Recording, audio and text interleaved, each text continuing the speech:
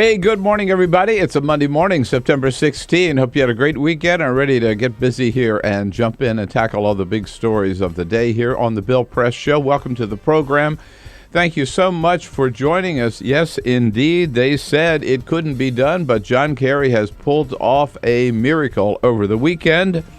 He reached a deal with the Russians in Geneva, a deal on Syria. And the deal says that within the next 2 weeks, Syria will give them a list of all of their chemical weapons and everywhere they are stored. They will then be gathered up and destroyed by the middle of 2014. If they can pull that off, that is a miracle indeed. First, of course, it needs the approval of the UN Security Council.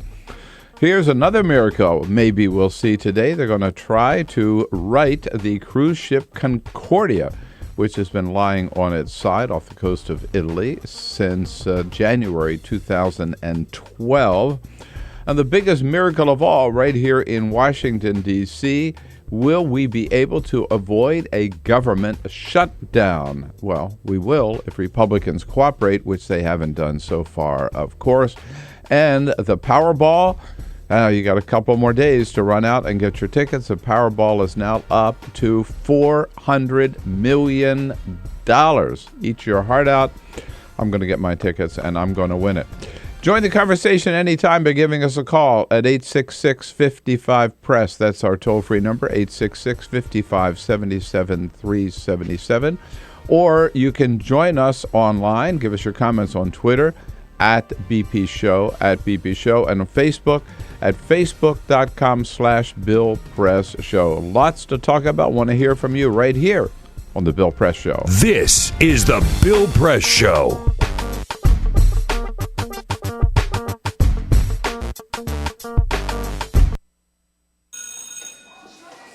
Don't look at me. Your hair's a bit frizzy today. Oh, you should pick that up. Oh, you're such a dork. Loser. Here, let me help you with that. Oops. Every day, kids witness bullying. Oh, look. Your crush is looking at you. Poor you. They want to help, but don't know how. See, no one here's gonna help you, because no one Teach your likes kids how to be more than a bystander. Visit stopbullying.gov. If you drive buzzed, it could cost you around $10,000. You'll face major legal fees, major fines, and steep insurance penalties. You could lose everything. Nothing kills a buzz like getting pulled over for buzz driving, because buzz driving is drunk driving. When some people struggle with their mortgage payments, they become frozen, petrified. Not knowing what to do, they do nothing. But the people who take action are far more likely to get the most positive outcome. Making home affordable is a free government program. Call now to talk one-on-one with a housing expert about the options that are right for you. Real help, real answers, right now. Here at the GED Pep Talk Center, we have pep talkers standing by to get you motivated for your GED diploma. Text the name Terry to 69222 for a sympathetic pep talk. You show people what you really are. Or for a gentle pep talk, text the name Deborah. You know you're going to make people very proud of you. And if that's not enough, text the name Danny for an extreme pep talk. Prove everyone wrong. Show them you're the boss. Get your GED pep talk and find free GED classes. Text the name of the person you want a pep talk from to 69222.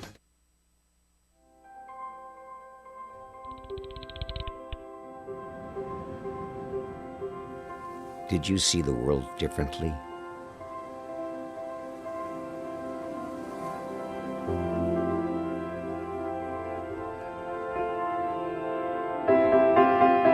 Did you celebrate the victory?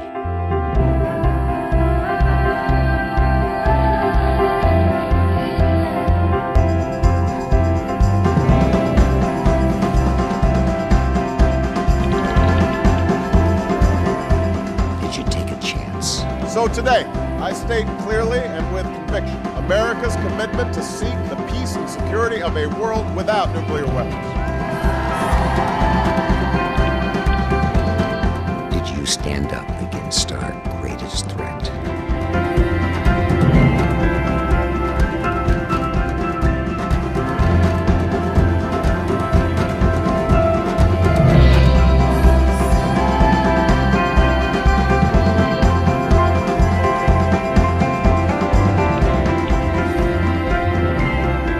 Did you commit to change the world?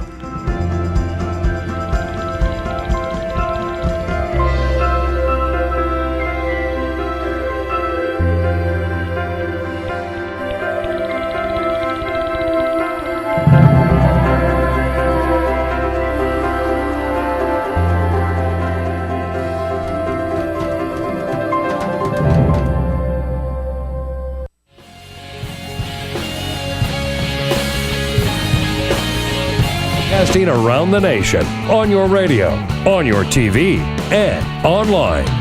This is the Bill Press Show. Larry Summers is out. Good for the country. Now let's just get behind Janet Yellen for the next Fed chair. Good morning, everybody.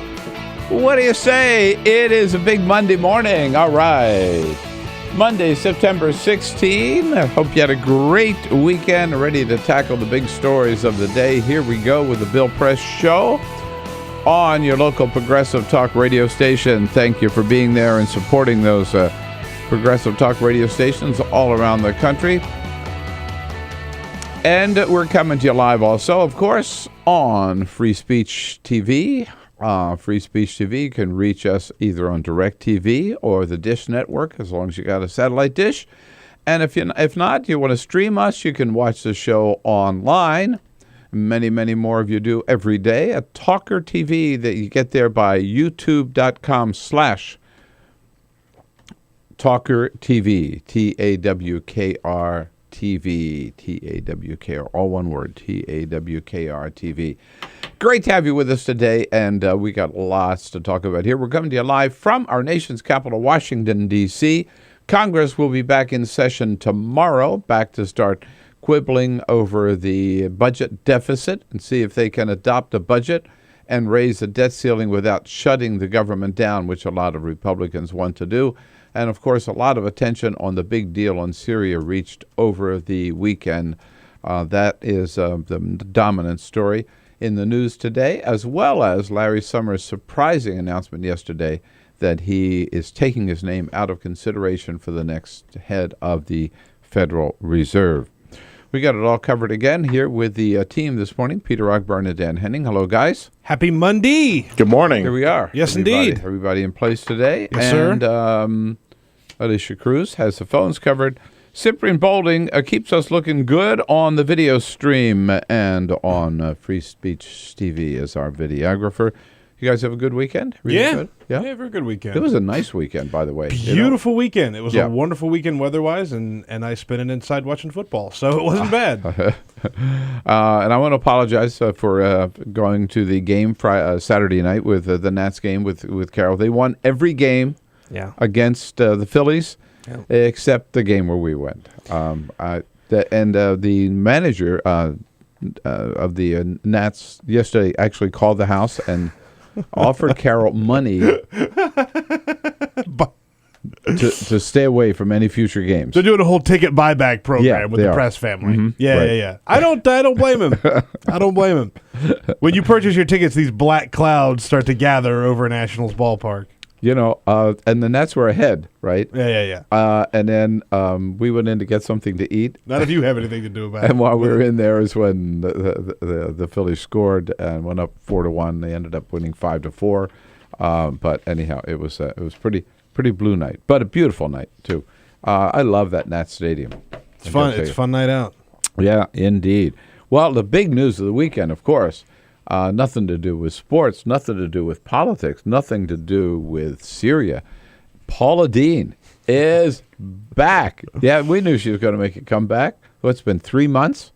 It's been a while, yeah. Yeah, not so long. And she chose to make her comeback in Houston, where she got a 10-minute standing ovation, and she just cried her blessed heart out. Oh, God.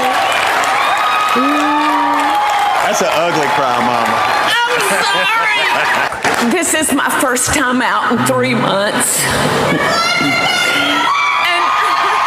I've said all along that the one place that I would want to make my first step back out was Texas. Why? I mean, like, she's not from there. Oh, I know. That's an ugly cry, Mama. Yeah, right. That's an ugly cry, Mama. She's not from Texas. No. No, right. They're pandering to her audience. I know. You know what? Then she turns it. Hey, give me a pound of that butter so I can start cooking something up here. That's an ugly cry, Mama. Choose some more of that butter, girl. That's an ugly mama crowd. I got it. Anyhow, we got a lot coming up today. You know, there's a good crowd of publications here that cover the nation's capital. We got representatives of all of them today: the National Journal and the Hill and Politico and Huffington Post.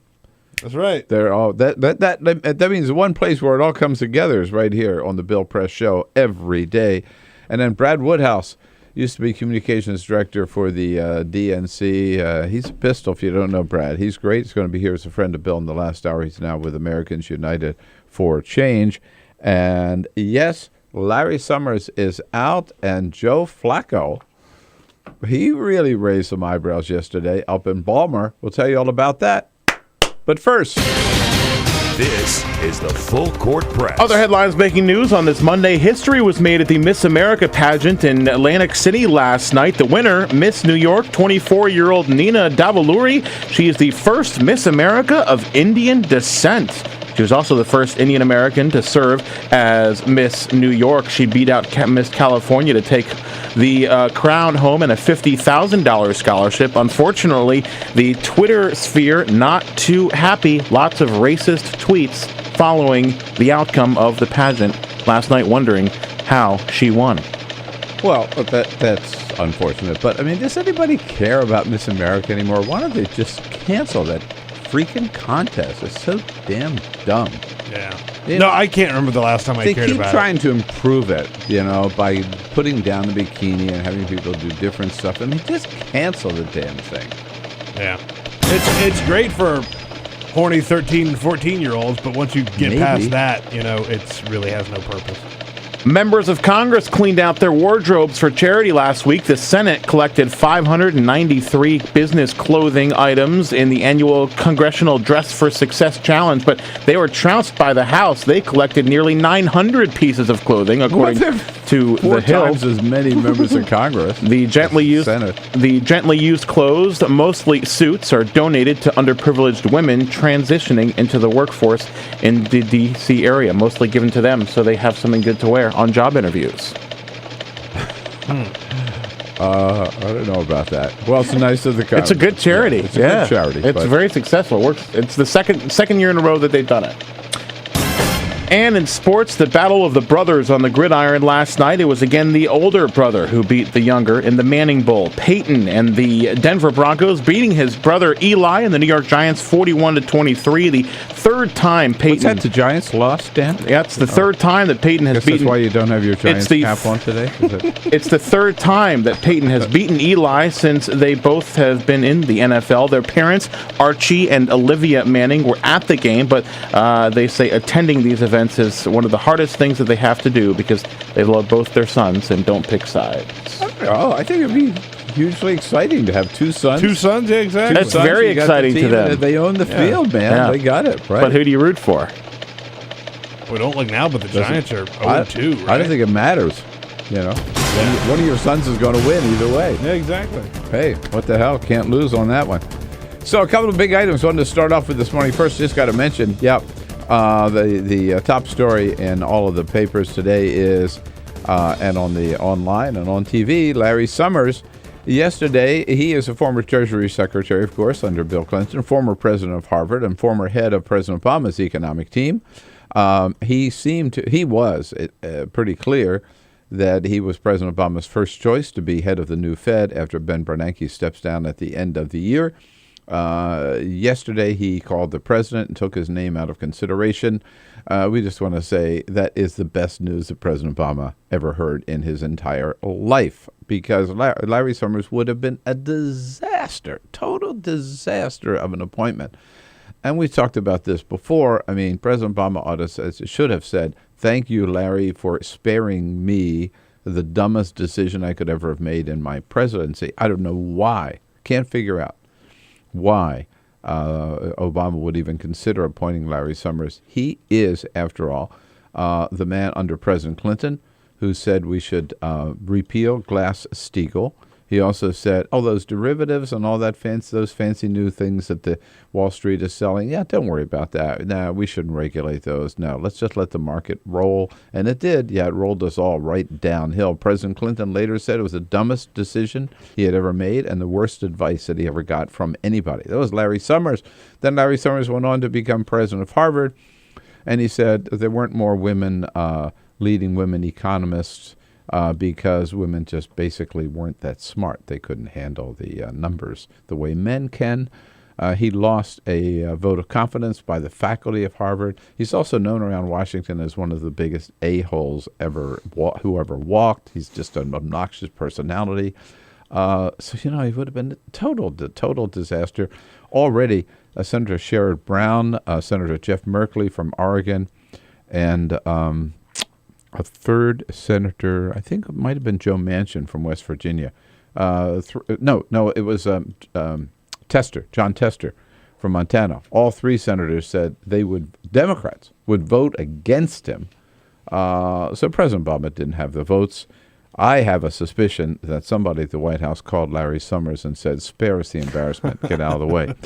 So there is that story to talk about this morning. But, most of the buzz around the nation's capital this morning is about the quarterback for the Ravens yesterday, Joe Flacco. So, by the way, I met some good family members of my family up in Baltimore. Carol and I did at the Baltimore Aquarium, which is phenomenal. Yeah, if ever in the Baltimore area, it's just incredible. It's the National Aquarium, the Baltimore site, but it's the Baltimore Aquarium. At any rate, so driving by Ravens Stadium, 9 o'clock in the morning. 9 o'clock in the morning. Game started at 1. People were out tailgating. They had the barbecues going. All the purple shirts and everything. It was quite a scene. Well, the big news was, got to get loaded, man. Got to get loaded before the game, right? Joe Flacco yesterday was a big day for him because his wife gave birth right around game time to their second child, a son, Daniel. And, of course, Joe Flacco was right there in the delivery room at the hospital with his wife because that's where he should have been, right, as a new dad and everything. No, he wasn't. He was at the stadium playing the game. His wife gave birth an hour before game time, and then she called him. He was in the warm-up. It's called him on the cell phone and said, we have a baby boy. And a lot of critics are saying, damn it, he should have been with his wife. He should have been there at the hospital. That was more important than that game. What's another game? But Joe Flacco chose to be there with his team, not with his wife and not with his baby boy. Did he make the right choice? 866-55-PRESS. Did he get his priorities straight? 866-55-77-377. I got to tell you, I think he should have been at the hospital with his wife and the baby. All right? That's my feeling about this. That would have been my priority. Not that I ever would have been a quarterback, but if right. My job, if I had a talk show. Sure, if you had a talk show. Yeah, I'd say somebody else. You're going to take it over. Somebody else take over. I'm there with my wife. She's having a baby. I'm working in the governor's office in California. Whatever. I'm chair of the California Democratic Party. Whatever job I had, I would have been there at the hospital. Screw the job. I agree with you. Wholeheartedly. And I'll tell you, we had a very spirited debate in my house. Really? You would have been there, not...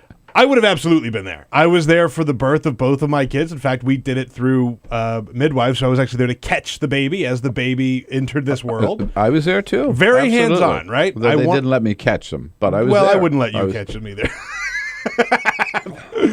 But I said that seems silly that he would miss the birth of his child for a Cleveland Browns game. By the way, this wasn't the Super Bowl, which maybe I could understand if if everything was on the line and it came down to it, and the wife was saying, I just was thinking, there's a little similarity between catching the baby and catching the and getting the toss. See, his instinct would be to catch the baby, then throw it down the field. He's a quarterback, and then the baby comes out. All right, Dan. But by the way, my wife said, no. Why would he be there if he's got a game to play? He should play. There's not. My wife's words. Lucinda didn't say that. My wife's words were, "There's nothing he can really do unless he can learn to breastfeed the baby." True story. I agree with your wife. I completely disagree with the two of you. He should have absolutely been at the football game. He has such a huge job. He has a $128 million contract. I'm pretty sure that he and his wife worked out an agreement, and she said, honey, it's okay. You go earn $128 million. They weren't going to dock him $128 million. What's he going to do in the delivery room? As Peter said, you catch the baby, you're there. It's part of your life. There's nothing. I can't imagine what it would be like to deliver a baby without someone there. Well, it used to be the day, right, when the classic thing, the father, like my father, right, would pace outside. Cigars in the hospital with wait for a doctor to come out and say you have a baby boy. I mean, that was 100 years ago. I think the wife understands. And I think she's just fine with it. What's more important? I think it sends a message that sports is more important than family. And by the way, why couldn't he just come in the second half? That's right. Right? What the hell? 866-55-PRESS. Join us here on the Bill Press Show. Happy Monday morning. This is the Bill Press Show.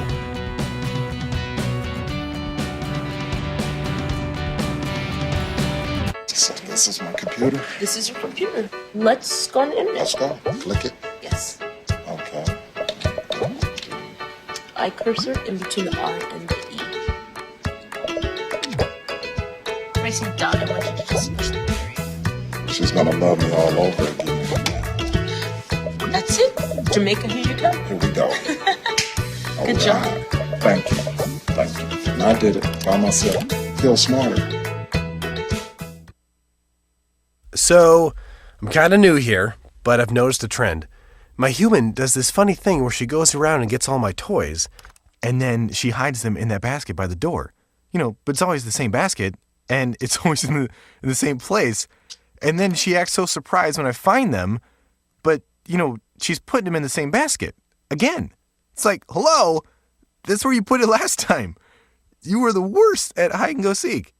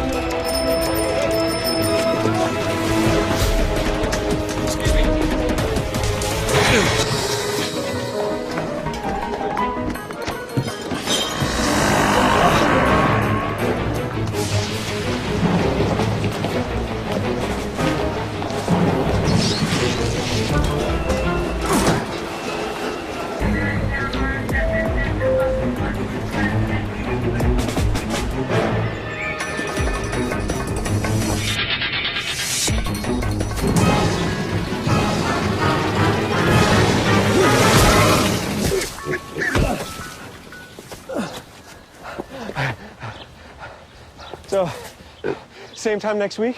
Well, of course. Put away a few bucks, feel like $1 million.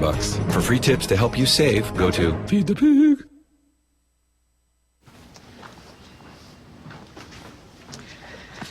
All right. I know this isn't any fun to talk about, but we should. Okay. So who's going to do what? I'll pack the dead batteries. Great. I'll only put what I don't need into a duffel bag. Perfect. That's totally unhelpful. No problem.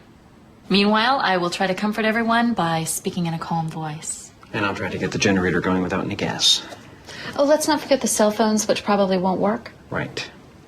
And who is going to handle supplies? I can forget to do a list for us. Thanks, pal. Well, I think we couldn't be any less prepared. I'm proud of you guys. Talk to your kids about who to call, where to meet, what to pack. Visit ready.gov/kids for tips and information. Hey, thanks for stopping by. You know, I followed your character since the first episode. I'm a big fan. Big fan. Thank you. And listen, your storyline, it makes for incredible TV drama. Thing is, your drug use is very adult content. Too adult for the kids. So I'm gonna have to block you. Oh, man. Yeah. Well, have a good one. You're a nice lady.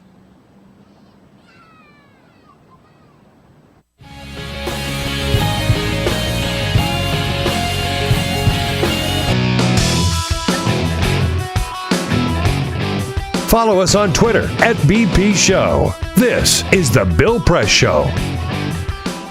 26 minutes after the hour, Joe Flacco from the Ravens yesterday saying, well, I could always make another baby. But I could never miss a game. Yeah, not against the Cleveland Browns. No, not against the Cleveland Browns. I don't know. He had a choice. It was his choice, right? I think he made the wrong choice. Peter, what's the Twitter world saying? We're on Twitter @BP Show. Joining the conversation there, GWB says Flacco made the right choice. There's nothing for him to do in the hospital but get in the way. And a friend. That's not true. I agree with that. I say that as a father. I wanted to be there, and my wife wanted to be there. And a friend in HR says, this is a great quote that I hadn't heard before. Flacco should have been there in the delivery room with his wife. Quote, if you're there for the making, you should be there for the taking. We're on Twitter @BP Show. Let's go down to Atlanta on Free Speech TV. Richard, what do you say? Good morning. I say he did the correct thing to be at the game. He can always get the instant replay. I don't know. Yeah, well, wait. He could have gotten the instant replay of the game too, right? Sure. Yeah. I mean, seriously. By the way, I want to think about the timing of this. The baby was born an hour before in Baltimore. He could have been at the hospital and gotten to the game just before game time. Still. Or at least he could have come in the second quarter or the. That's possible. And everybody would say, his wife just had a baby. That's why he's late. And here he comes. He goes out on the field. He would have gotten a police escort. It would have been huge. Dale is calling from Kankakee, Illinois, listening on WCPT. Hey, Dale, quickly, what's up? Morning. I think he did the right thing. Really? Yes, I do. Why? He has responsibilities to his wife and his family. He also has responsibility as a leader of a team to the players and their careers also. Yeah, but I guess that's right, Dale. You're right about that. The question is, which is more important? Which is more important? Right. That's right. And Dale is saying his job is more important than his family. Ooh, I don't know. This is the Bill Press Show. Don't look at me. Your hair's a bit frizzy today. Oh, you should pick that up. Oh, you're such a dork. Loser. Here, let me help you with that. Oops. Every day, kids witness bullying. Oh, look. Your crush is looking at you. Poor you. They want to help, but don't know how. See, no one here's gonna help you, because no one Teach your likes kids how to be more than a bystander. Visit stopbullying.gov. If you drive buzzed, it could cost you around $10,000. You'll face major legal fees, major fines, and steep insurance penalties. You could lose everything. Nothing kills a buzz like getting pulled over for buzz driving, because buzz driving is drunk driving. When some people struggle with their mortgage payments, they become frozen, petrified, not knowing what to do. they do nothing. But the people who take action are far more likely to get the most positive outcome. Making home affordable is a free government program. Call now to talk one-on-one with a housing expert about the options that are right for you. Real help, real answers, right now. Here at the GED Pep Talk Center, we have pep talkers standing by to get you motivated for your GED diploma. Text the name Terry to 69222 for a sympathetic pep talk. You show people what you really are. Or for a gentle pep talk, text the name Deborah. You know you're going to make people very proud of you. And if that's not enough, text the name Danny for an extreme pep talk. Prove everyone wrong. Show them you're the boss. Get your GED pep talk and find free GED classes.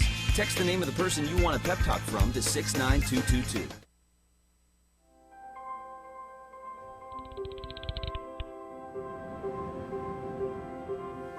Did you see the world differently?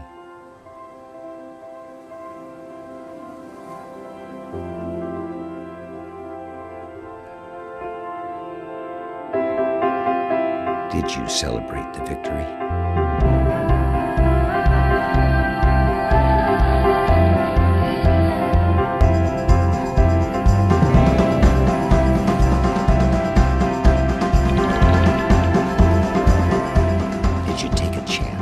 So today, I state clearly and with conviction America's commitment to seek the peace and security of a world without nuclear weapons.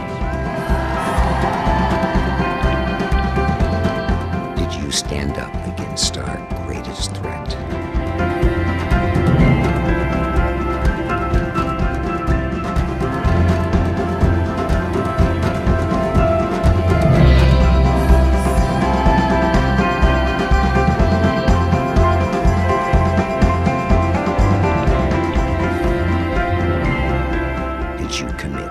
Change the world.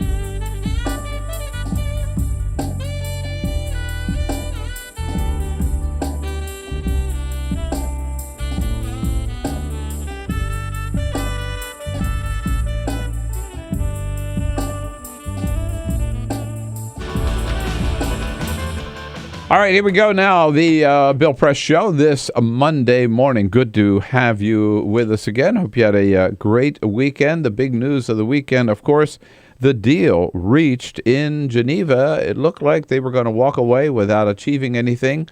And then John Kerry apparently said to Russian Foreign Minister Lavrov, hey, why don't, I'd be willing to hang around an extra day if you would. They actually went out, the United States hammered something together.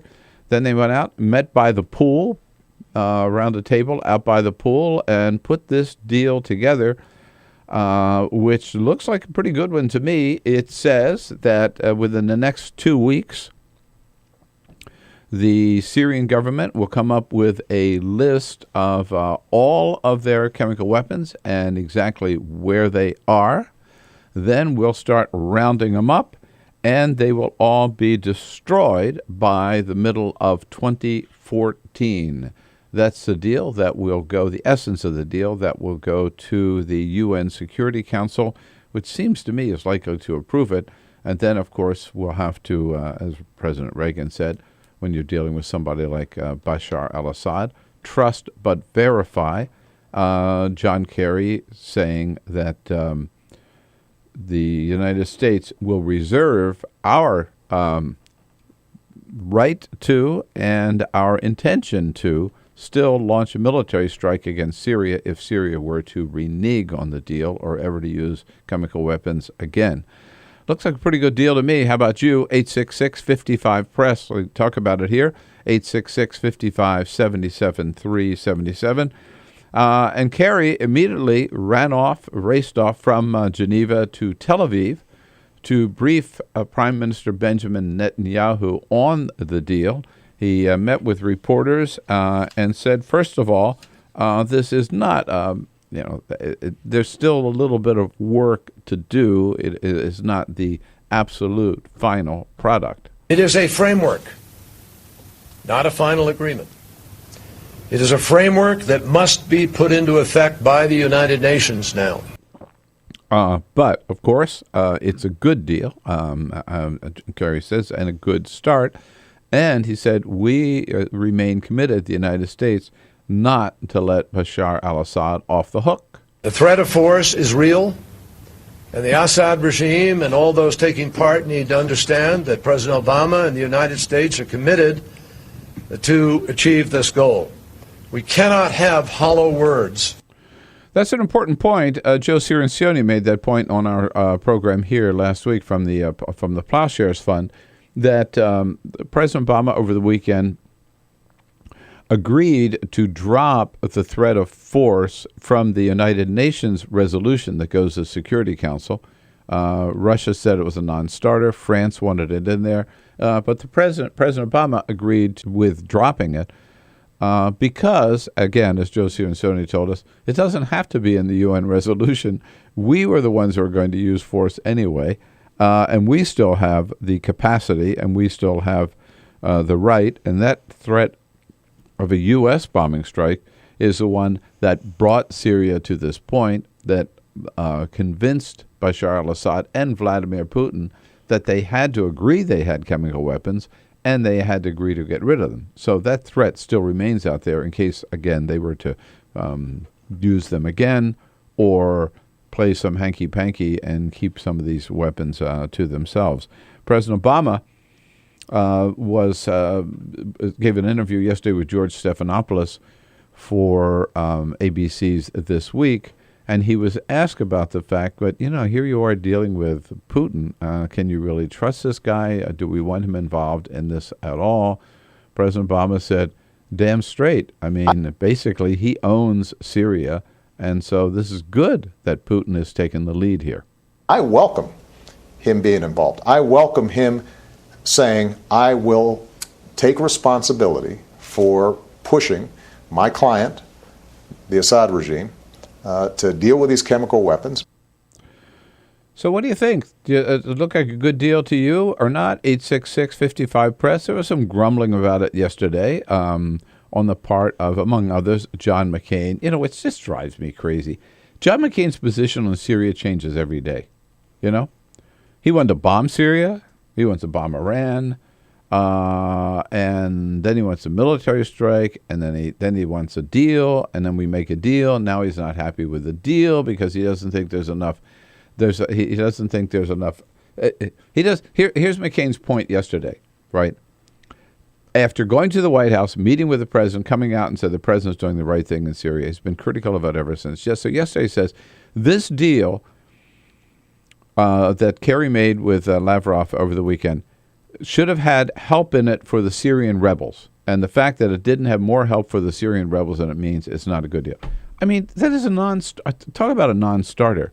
This was a deal about getting Assad to turn over his chemical weapons. If they had tried to shoehorn help for the rebels into this deal, it would have screwed the whole pooch, right? There would have been no deal. I mean, it's just McCain is just impossible. He's such a grumpy old man. He is. It's like every single thing he has to find a reason to grump about it. Yeah, yeah. And the media right away make a big deal, right? They run to John McCain to think, what do you think about this? We've talked about this so many times. John McCain lost. He didn't lose in 2000. He lost.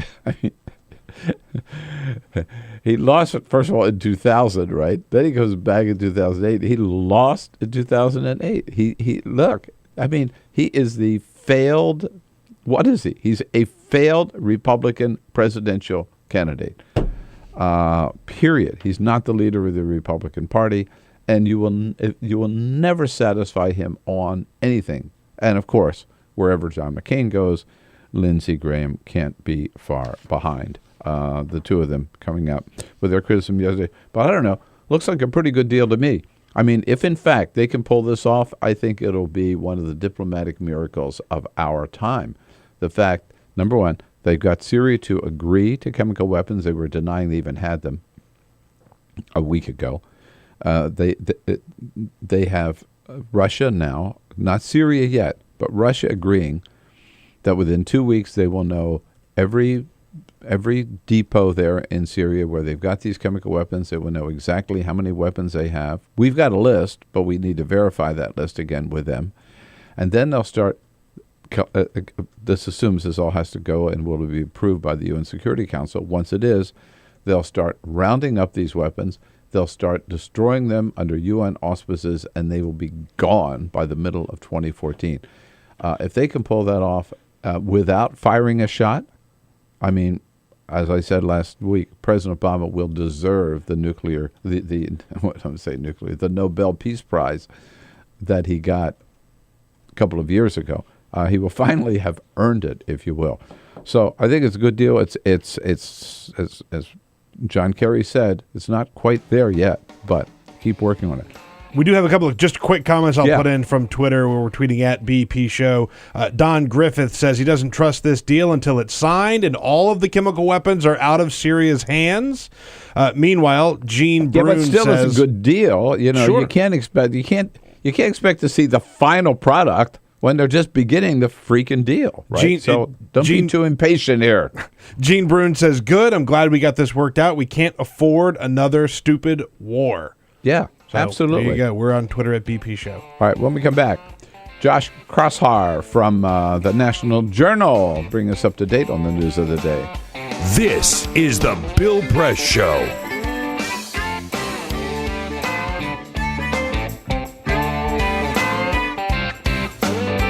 So this is my computer. This is your computer. Let's go on the internet. Let's go. Click it. Yes. Okay. I cursor in between the R and the E. Racing dot, I want you to just push the period. She's gonna love me all over again. That's it. Jamaica, here you go. Here we go. Good job. Thank you. Thank you. And I did it by myself. Feel smarter. So, I'm kind of new here, but I've noticed a trend. My human does this funny thing where she goes around and gets all my toys, and then she hides them in that basket by the door. You know, but it's always the same basket, and it's always in the same place. And then she acts so surprised when I find them, but, you know, she's putting them in the same basket. Again. It's like, hello? That's where you put it last time. You were the worst at hide and go seek.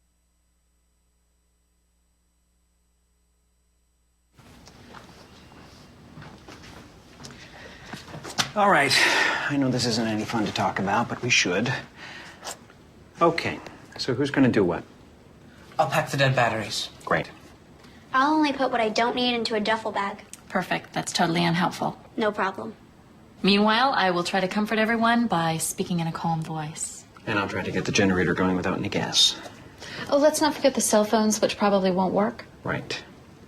And who is going to handle supplies? I can forget to do a list for us. Thanks, pal. Well, I think we couldn't be any less prepared. I'm proud of you guys. Talk to your kids about who to call, where to meet, what to pack. Visit ready.gov/kids for tips and information.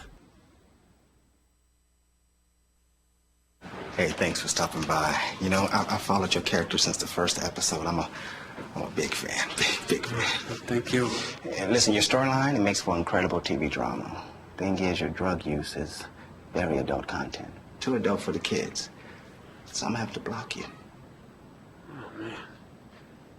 Yeah. Well, have a good one. You're a nice lady.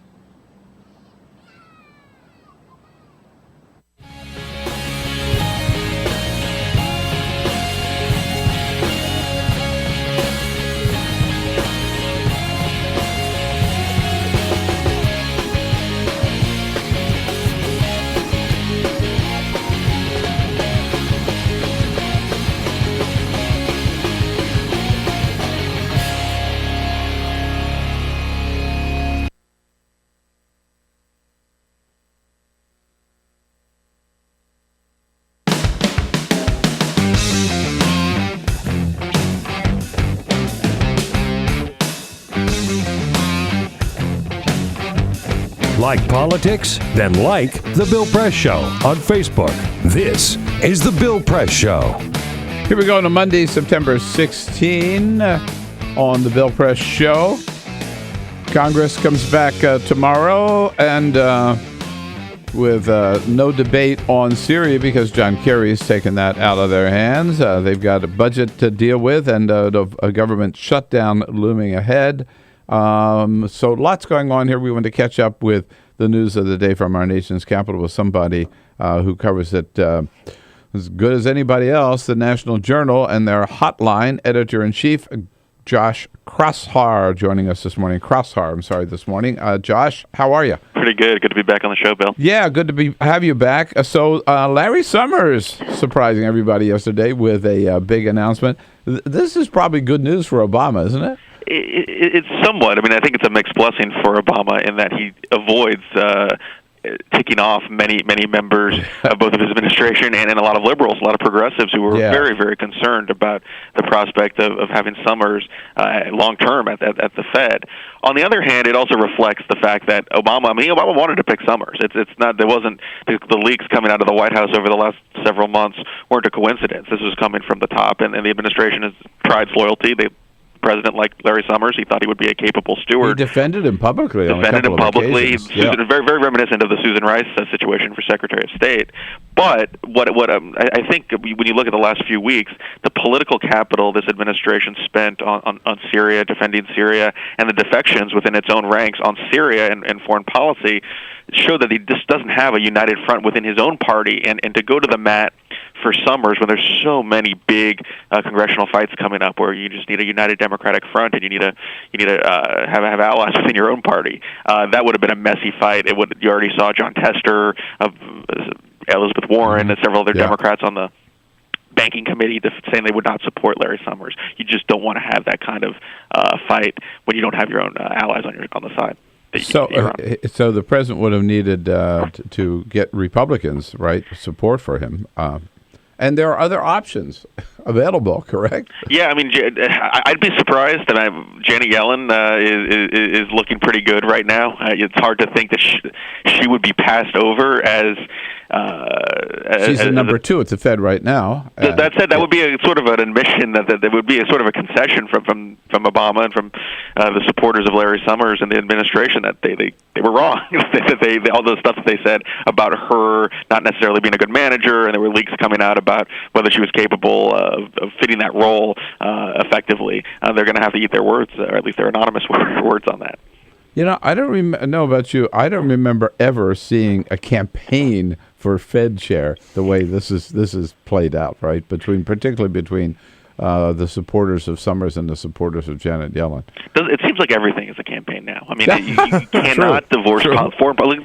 We said this about the debate over Syria. It looked like you would have, when the president wants to go to war or authorize military action, usually there's somewhat of a bipartisan consensus. Everything is political these days, and extends to what has been a historically apolitical process. Yeah, well, let's talk about Syria a little bit. The president, throwing it to Congress and then pulling it back from Congress, and now it looks like Kerry has pulled off, to everybody's surprise, somewhat of a miracle over the weekend. If the deal holds and gets through the United Nations. Yeah, and that's the $64,000 question. That's the big if. And I think if you go back, and Wall Street Journal has an excellent TikTok today, kind of detailing the administration's thinking and how it evolved over the last several weeks. But what it seems like is that the president really didn't want. I mean, he set the red line, but he really wasn't instinctively in favor of using force against Syria. And from the get-go, from trying to get Congress in the ball game, it looks like that was as much an opportunity to kind of find another way out of his predicament, out of setting that red line, in as much as trying to get Congress involved and trying to get that buy-in from the legislature. I think Obama, if you looked at his interviews after that agreement began and the interviews he gave to the networks, it sounds like he's pretty happy with how things turned out. He avoided a political predicament. He avoided losing a big vote in Congress. But as far as the foreign policy and as far as the inspections and all the agreement that Kerry reached with Lavrov, the Russian foreign minister, it seems like there are a lot of holes, and there's a lot of trusting and a lot of verifying that's going to need to be done over the next few weeks. That's going to have to be done. There's a lot of criticism of the process, that the process has been a lot of sort of twists and turns and maybe a little sloppy. In the end, if they pull this off and get rid of the chemical weapons, does the process really matter? I think politically this could end up being a wash for the president. He certainly had a bad few weeks. His numbers on Syria were very poor, but voters and Americans didn't want the country to go to authorize military action against Syria. And in a way, this could be by finding a way out and not having it lie on his own doorstep. I think the president avoided a big political mess. Now, so the other mess that we're walking right into is the threat of a government shutdown. I mean, and no matter what John Boehner says, right, or tries to do, there are some Republicans who seem determined that they're going to pull off a government shutdown. Yeah, I feel like when we talk about the Republicans, especially in the House, you have the Republican leadership, and then you have the 40 or so conservative House Republicans that are going to say no to anything, and that actually eagerly want to shut down to make an argument over Obama's health care law. If you talk to leadership and the rank-and-file members in the GOP, the focus is now on using the debt ceiling as leverage, which we remember from about a year and a half ago, not a government shutdown. That said, the leadership's best intentions, as we've seen, can turn into something totally different. So there's going to be every attempt within the Republican caucus to avoid a fight over government shutdown, but they're going to try to use leverage and try to get some votes on health care and defunding Obamacare. They will link the debt ceiling to something, right? And they may link the debt ceiling to the health care law. They may. I mean, that's a very likely outcome. But it takes a lot, Bill, to get a lot of these conservative House Republicans satisfied. And the gap between tactics and the view of tactics between the leadership and the more pragmatic members, even though those are conservative, and these 40, maybe 50 Tea Party members is huge, and it's caused a lot of problems for Boehner. I got an idea. Maybe we should have a sequester. The threat of a sequester. Yeah, that worked so well the last time. I'll tell you, Josh. Oh, man, I think the battles are just starting here for sure. Such a great job on the hotline, keeping us informed on everything that's going on. And thanks for your time this morning, Josh. Appreciate having you back. Thanks for having me. All right. Josh Kraushaar from the National Journal, nationaljournal.com. This is the Bill Press Show.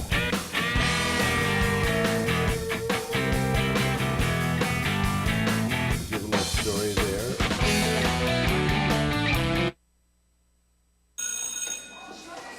Don't look at me.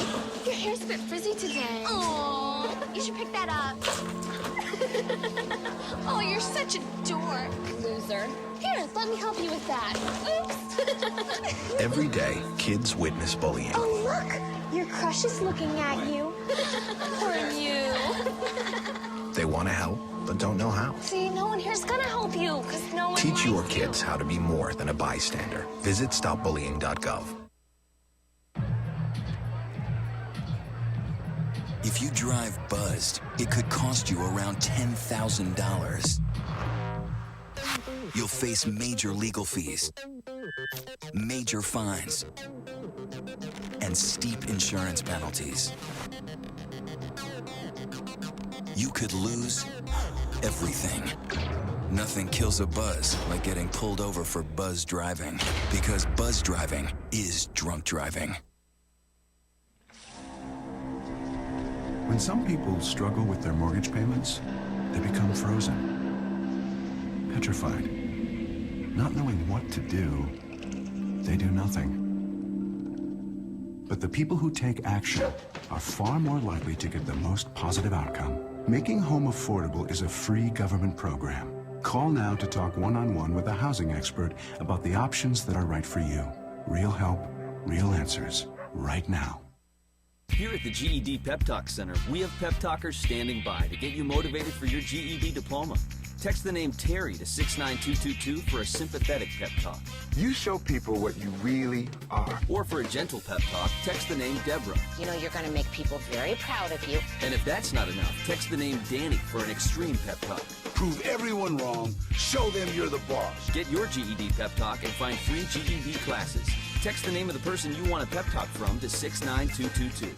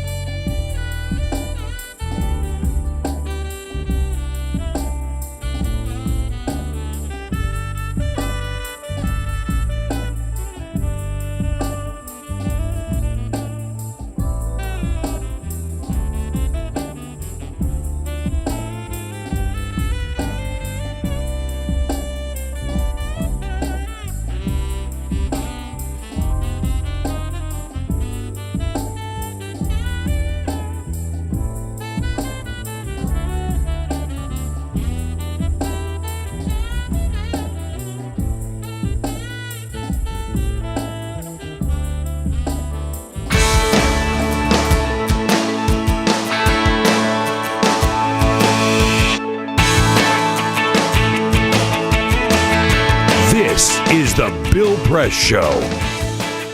Here we go, rounding up hour number one. In the next hour, we're going to talk to Bernie Becker from The Hill. He's a finance and economy writer about the Larry Summers endorsement. And then we'll talk the media, how the media particularly has handled the Syrian deal and other media news with Hadas Gold, media reporter for Politico. Peter. Outrageous story that comes from Fox News. Outrageous. We can count on them to get things wrong, and this story is no different. They put out a list of the top 10 barbecue restaurants in the United States.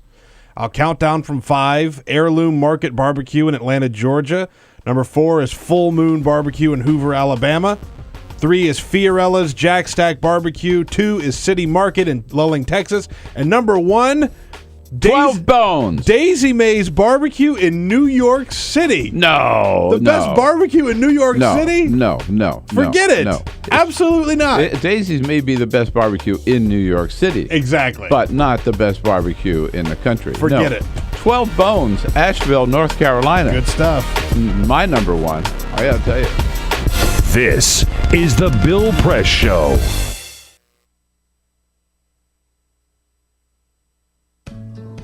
You wouldn't let money just blow out of your house.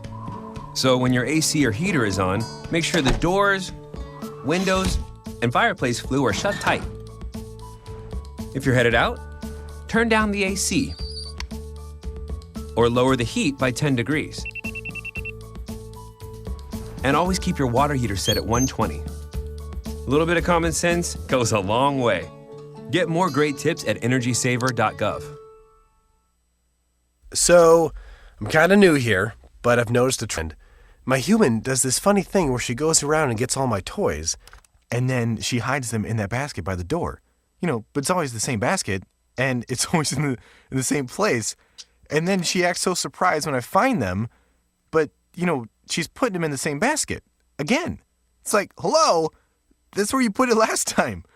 You were the worst at hide and go seek.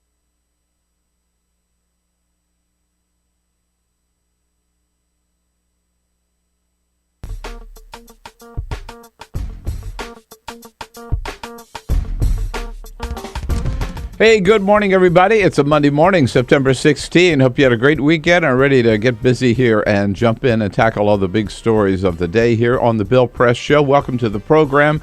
Thank you so much for joining us. Yes, indeed, they said it couldn't be done, but John Kerry has pulled off a miracle over the weekend. He reached a deal with the Russians in Geneva, a deal on Syria. And the deal says that within the next 2 weeks, Syria will give them a list of all of their chemical weapons and everywhere they are stored. They will then be gathered up and destroyed by the middle of 2014. If they can pull that off, that is a miracle indeed. First, of course, it needs the approval of the UN Security Council. Here's another miracle maybe we'll see today. They're going to try to right the cruise ship Concordia, which has been lying on its side off the coast of Italy since January 2012. And the biggest miracle of all, right here in Washington, D.C., will we be able to avoid a government shutdown? Well, we will if Republicans cooperate, which they haven't done so far, of course. And the Powerball, you got a couple more days to run out and get your tickets. The Powerball is now up to $400 million. Eat your heart out. I'm going to get my tickets, and I'm going to win it. Join the conversation anytime by giving us a call at 866-55-PRESS. That's our toll-free number, 866-55-77-377. Or you can join us online. Give us your comments on Twitter, at BP Show, and on Facebook at facebook.com/Bill Press Show. Lots to talk about. Want to hear from you right here on the Bill Press Show. This is the Bill Press Show.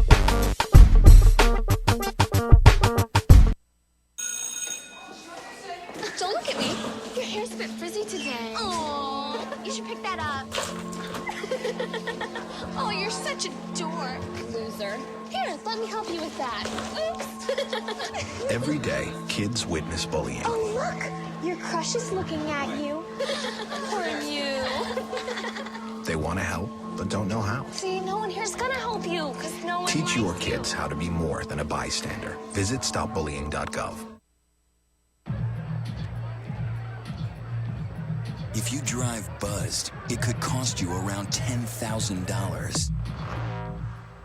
You'll face major legal fees, major fines, and steep insurance penalties. You could lose everything. Nothing kills a buzz like getting pulled over for buzz driving, because buzz driving is drunk driving. When some people struggle with their mortgage payments, they become frozen, petrified. Not knowing what to do, they do nothing. But the people who take action are far more likely to get the most positive outcome. Making home affordable is a free government program. Call now to talk one-on-one with a housing expert about the options that are right for you. Real help, real answers, right now. Here at the GED Pep Talk Center, we have pep talkers standing by to get you motivated for your GED diploma. Text the name Terry to 69222 for a sympathetic pep talk. You show people what you really are. Or for a gentle pep talk, text the name Deborah. You know you're going to make people very proud of you. And if that's not enough, text the name Danny for an extreme pep talk. Prove everyone wrong. Show them you're the boss. Get your GED pep talk and find free GED classes. Text the name of the person you want a pep talk from to 69222.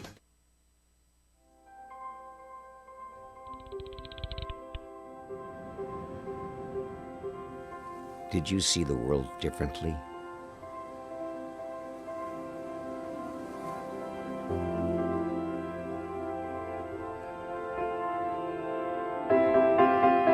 Did you celebrate the victory?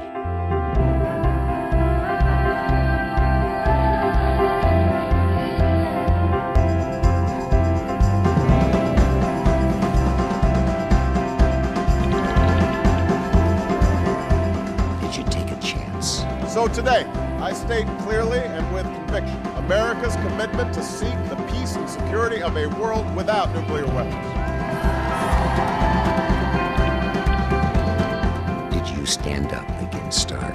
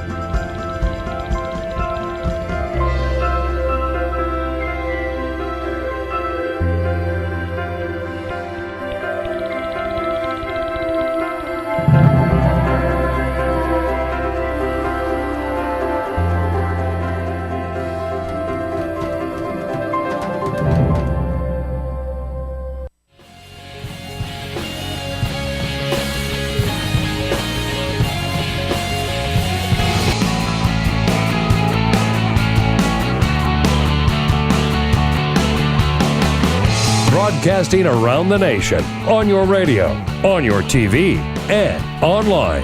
This is The Bill Press Show. John Kerry earns his salary, makes a deal on Syria, and Larry Summers pulls his name out of consideration for the new Fed chair. The two big stories of the day. Good morning, everybody. It is the Bill Press Show. Great to see you this morning on a Monday morning, September 16. Here we go with the news of the day and your comments and our guest all put together here. You can reach us anytime on this Monday morning. We are in our nation's capital, Washington, D.C. Still kind of quiet here because the House and the Senate are out of town, but they come back not today. No, that'd be too soon. They come back tomorrow. Tomorrow evening to jump right into not a debate on Syria, which we thought we might still be having, but into a debate over how to keep the government funded, how to keep the government running, and whether we're going to be able to avoid a government shutdown, which the Republicans never having learned anything in 1994. Some of them want to repeat all over again. Lots of luck with that. Good to have you with us this morning. Don't forget, it's a two-way street here.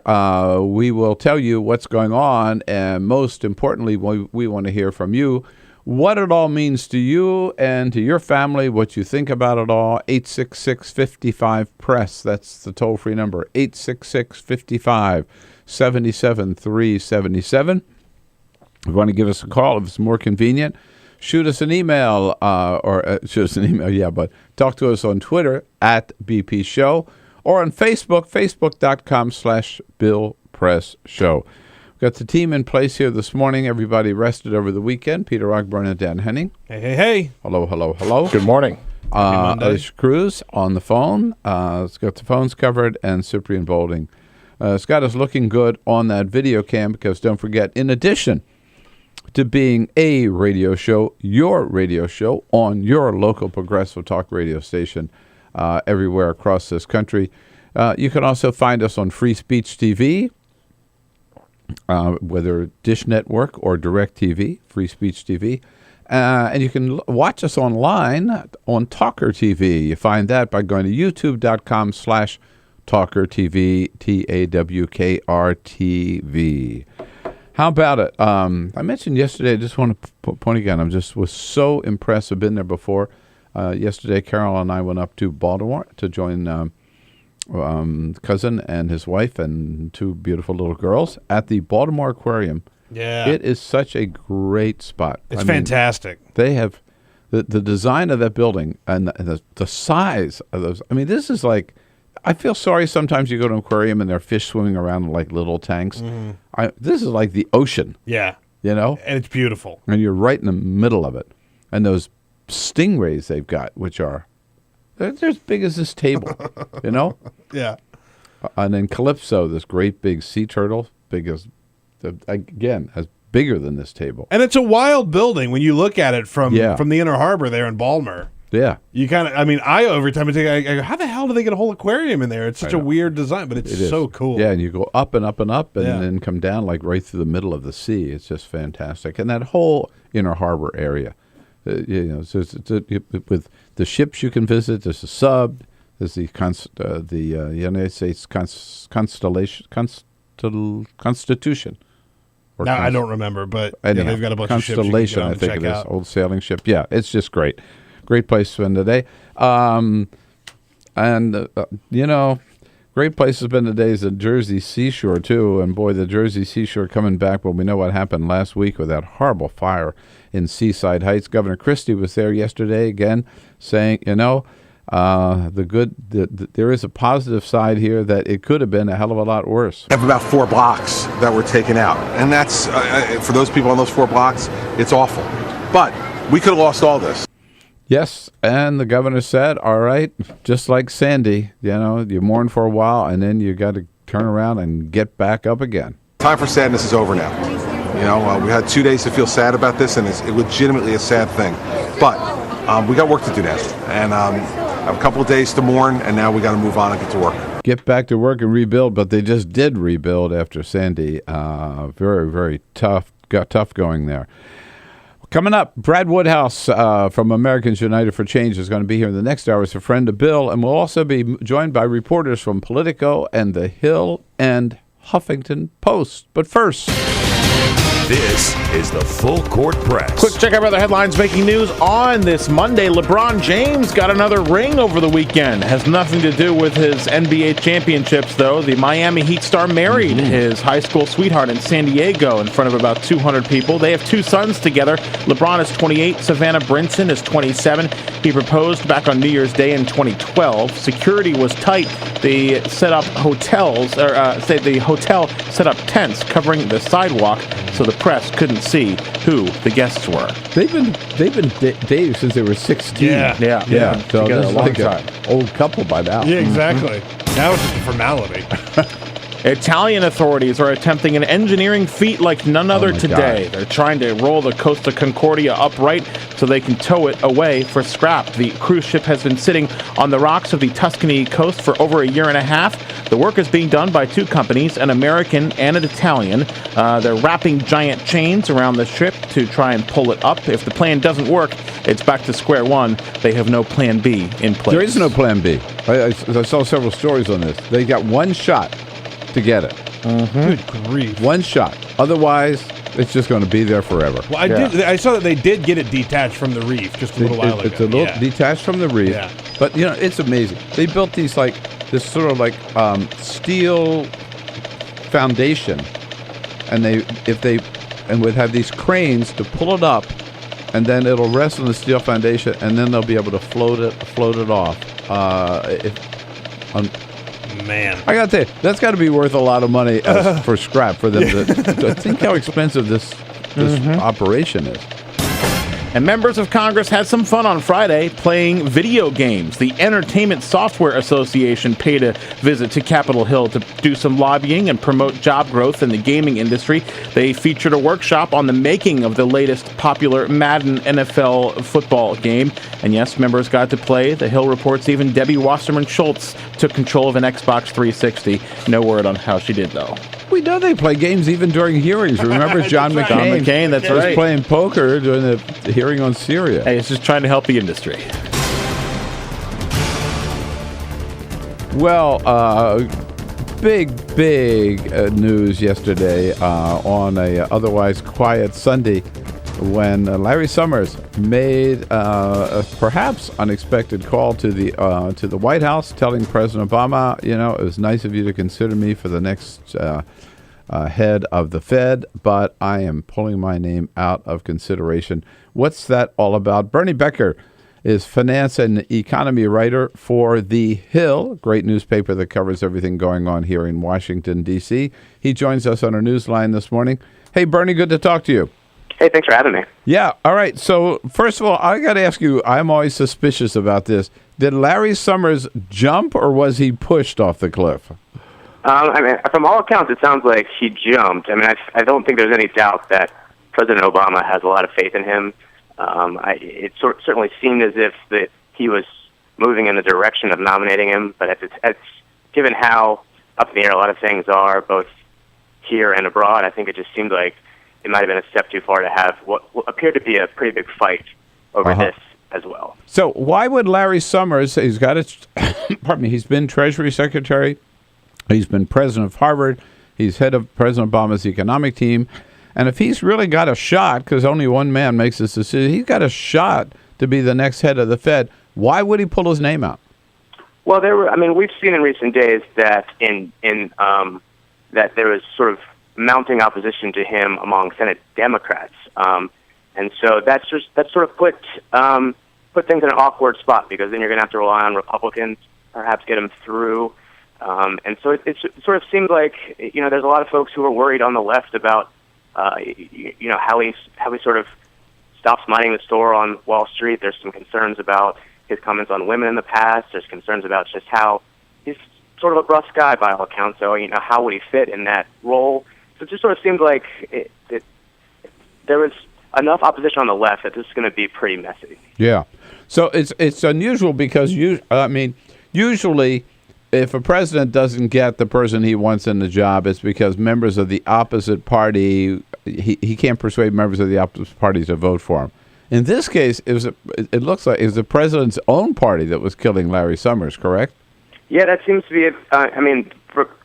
By all accounts, that's where the opposition was. I mean, some of the GOP folks were sort of keeping their cards close to the vest because at the time there was this sort of internecine warfare, so they didn't really have to make their thoughts known. I'm sure there's not a ton of huge fans of Larry Summers in the GOP, but they've been pretty quiet on this for a while. What is the beef against Larry Summers? There's a lot of things. I think, part of this is that I think some on the left think that Janet Yellen, who has just sort of been seen as a two-person race for a while, they just sort of prefer her. I think there's a lot of people who think they're pretty close when it comes to how they think about monetary stuff.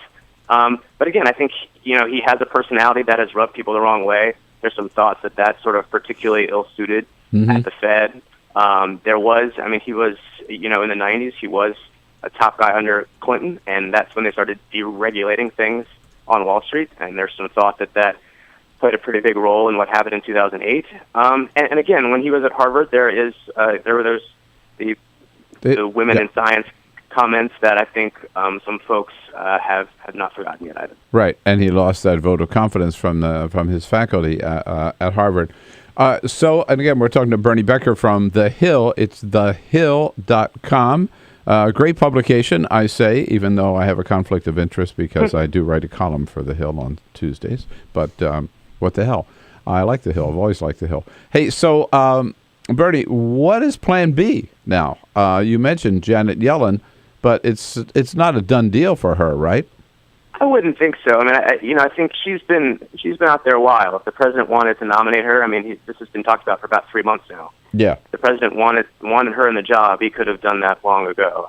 I guess there's also the idea that this had become sort of a two-person race in a lot of people's minds. Yeah. So if you pick the person who everyone assumed was number two in your thinking, what does that say about where your power is and where you are right now? So I think she could have. She's been out there for a while.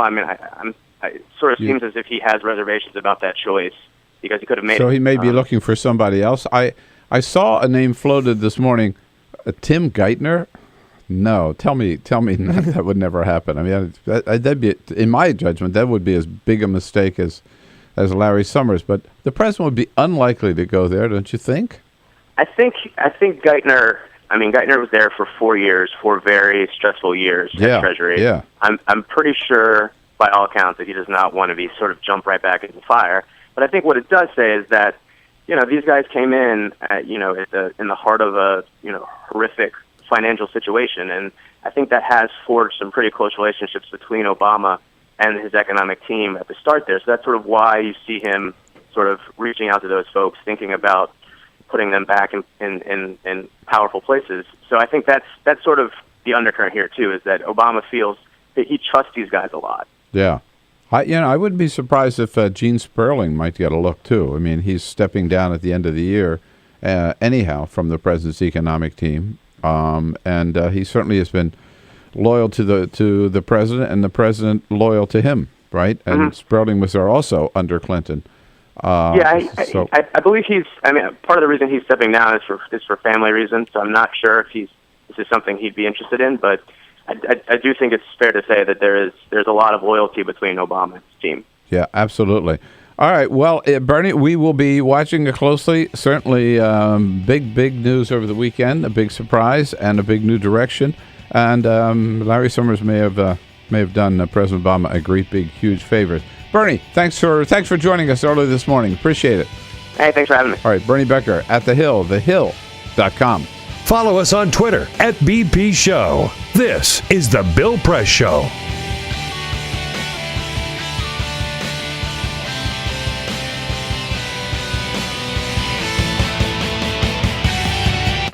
This is my computer. This is your computer. Let's go on the internet. Let's go. Click it. Yes. Okay. I cursor in between the R and the E. Pressing dot, I want you to just push the period. She's gonna love me all over again. That's it.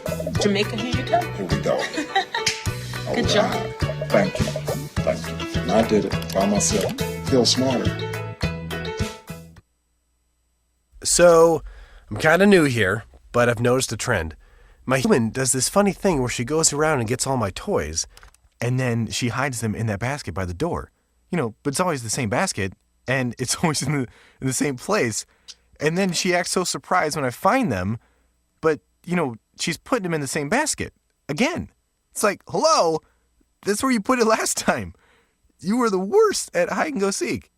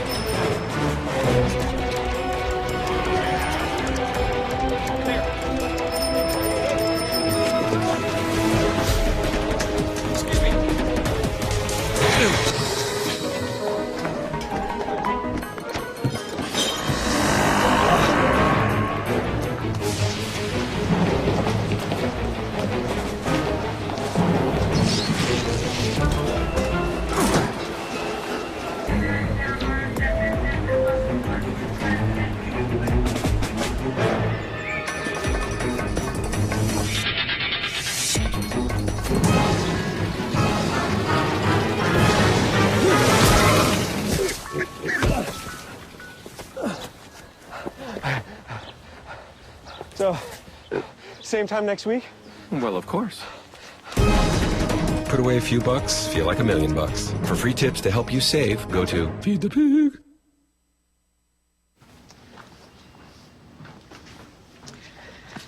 All right. I know this isn't any fun to talk about, but we should. Okay. So who's going to do what? I'll pack the dead batteries. Great. I'll only put what I don't need into a duffel bag. Perfect. That's totally unhelpful. No problem. Meanwhile, I will try to comfort everyone by speaking in a calm voice. And I'll try to get the generator going without any gas. Oh, let's not forget the cell phones, which probably won't work. Right. And who is going to handle supplies? I can forget to do a list for us. Thanks, pal. Well, I think we couldn't be any less prepared. I'm proud of you guys. Talk to your kids about who to call, where to meet, what to pack. Visit ready.gov/kids for tips and information. Hey, thanks for stopping by. I followed your character since the first episode. I'm a big fan. Big fan. Thank you. And listen, your storyline, it makes for incredible TV drama. Thing is, your drug use is very adult content. Too adult for the kids. So I'm gonna have to block you. Oh, man. Yeah. Well, have a good one. You're a nice lady.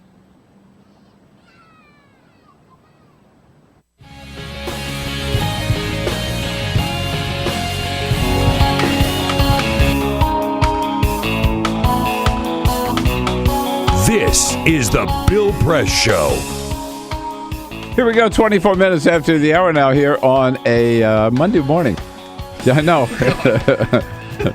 You got to warn me before you have that open. Well, I didn't realize this is a full-page color ad for the new Fox and Friends, which debuts this morning with Elizabeth Hasselbeck. I looked away for a second. I turned back, and my God. I know. I mean, look, I hated her on The View. Why am I going to watch Fox and Friends? Because she's on. It must have been a big day, by the way, because they brought Donald Trump in studio to welcome her this morning. Oh, well. I was just watching on the monitor up there. Oh, yeah. okay. Yeah. So, well, then if there are any high ratings this morning, it won't be because of her. It'll exactly. It'll be because of Donald Trump. Well, yesterday, a big day on the political front.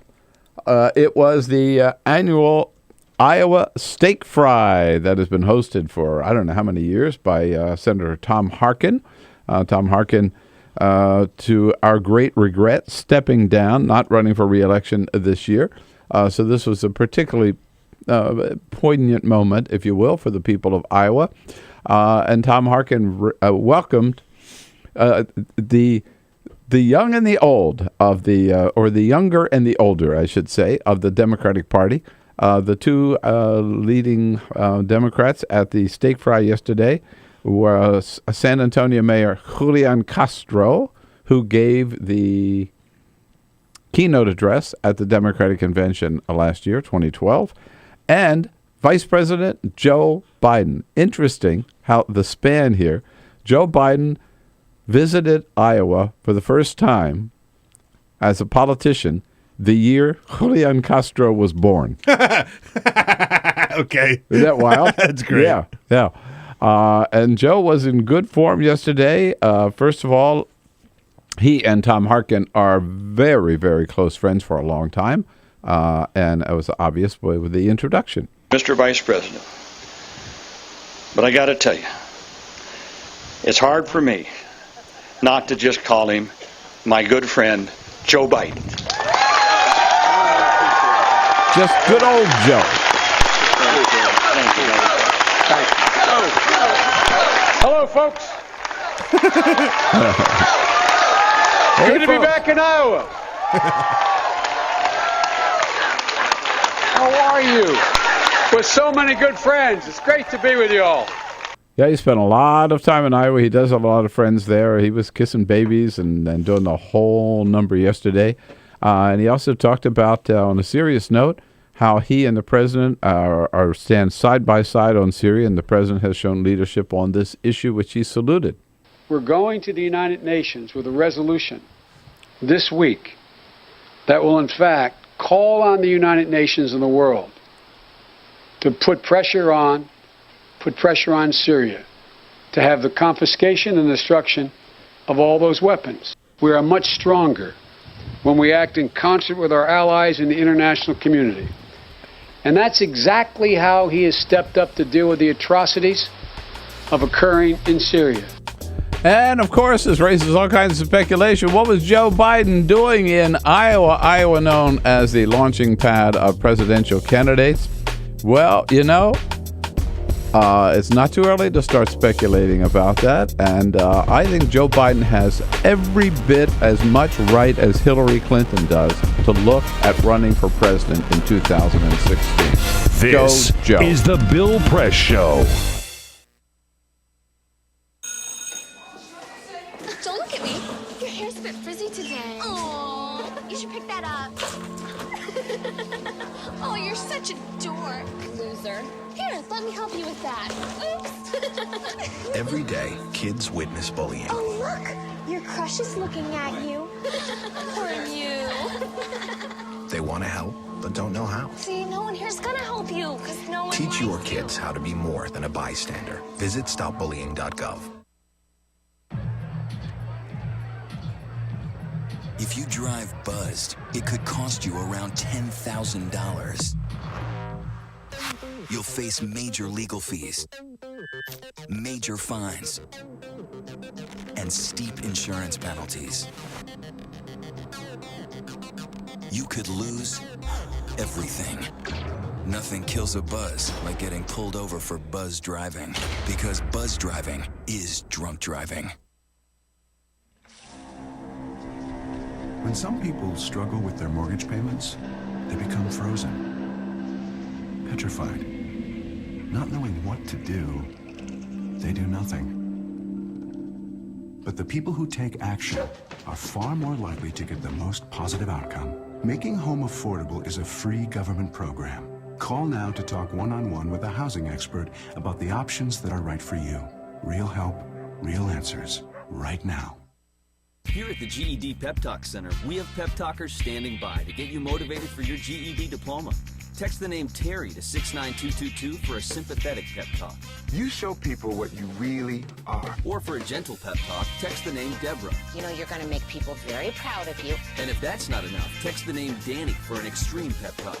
Prove everyone wrong. Show them you're the boss. Get your GED pep talk and find free GED classes. Text the name of the person you want a pep talk from to 69222.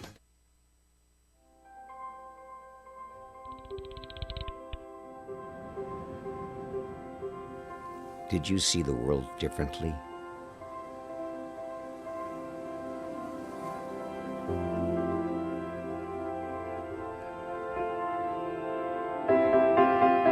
Did you celebrate the victory?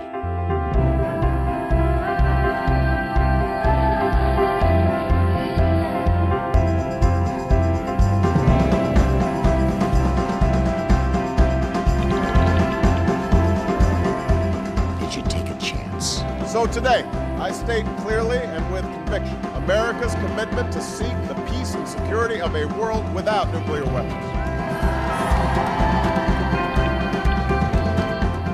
Stand up against our greatest threat.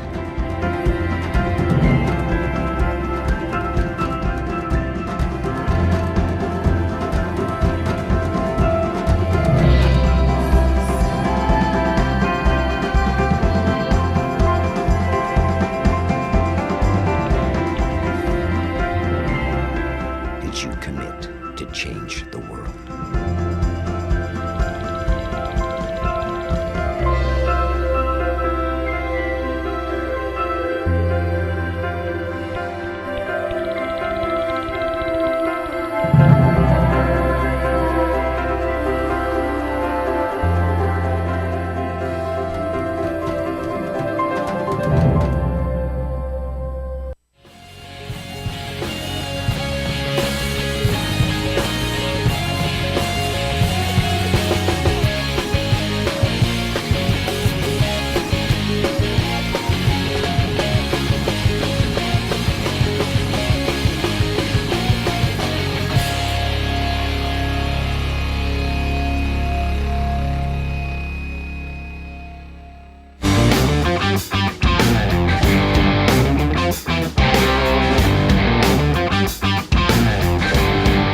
Get social with Bill Press. Like us at facebook.com/Bill Press Show. This is the Bill Press Show. All right, what do you say, Monday morning? Monday morning, September 16, the Bill Press Show, coming to you live all the way across this great land of ours on many different platforms, most importantly on the radio and your local progressive talk radio station. We also get picked up and carried for the first 2 hours by Free Speech TV. You got a satellite dish. You can watch us on DirecTV or Dish Network. And then online, if that's more convenient for you, go to your computer and just look at youtube.com/BillPress. No, damn it. Well, it's new. We've only been doing it for a week. You are so drunk right now. I know. I just got to get a great big sign up there. It's youtube.com/TawkrTV. TawkrTV. All one word. TawkrTV. No more gin, buddy. No more gin. You cut off. No? You cut off, yeah. All right. Yes, it's a lot going on and a lot happening in the media world these days. And so we wanted to check in with Hadas Gold, who is a political, reporter for Politico on the media, working with a good friend, Dylan Byers and Mackenzie Wenger over there. Hey, Hadas, nice to see you. Hi, thanks so much for having me. Thank you for coming in. Let's start on Syria, the way the media has covered this. I mean, my impression is that with President Obama, it's almost damned if he does, damned if he doesn't, right? I mean, first of all, there was criticism about the U.S. going alone on a military strike, so then the president goes to Congress and then media criticize him for looking weak because he's going to Congress. And then they come up with this possibility of a deal, and John Kerry pulls off this deal over the weekend, and what I've read this morning is people are criticizing him, saying this deal doesn't look very good. I mean, so how do you read it? Obama has few friends in the media right now, even from his normal allies. We've been calling it strange bedfellows, people who are normally very liberal. Get you a little closer to that microphone there. Yeah. People who are normally very liberal, traditionally very much on Obama's side, have suddenly come out against almost anything the president is doing. And it's really interesting to see that pretty much the fourth estate is not happy with Obama.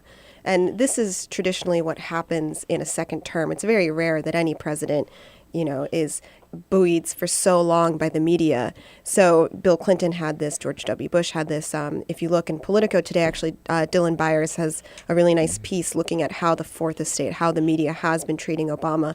And really, it just hasn't been nice. And it's actually been reflected the same way across the world. There are very, very few journalists, very few newspapers anywhere in the world right now who are 100% full force behind Obama right now.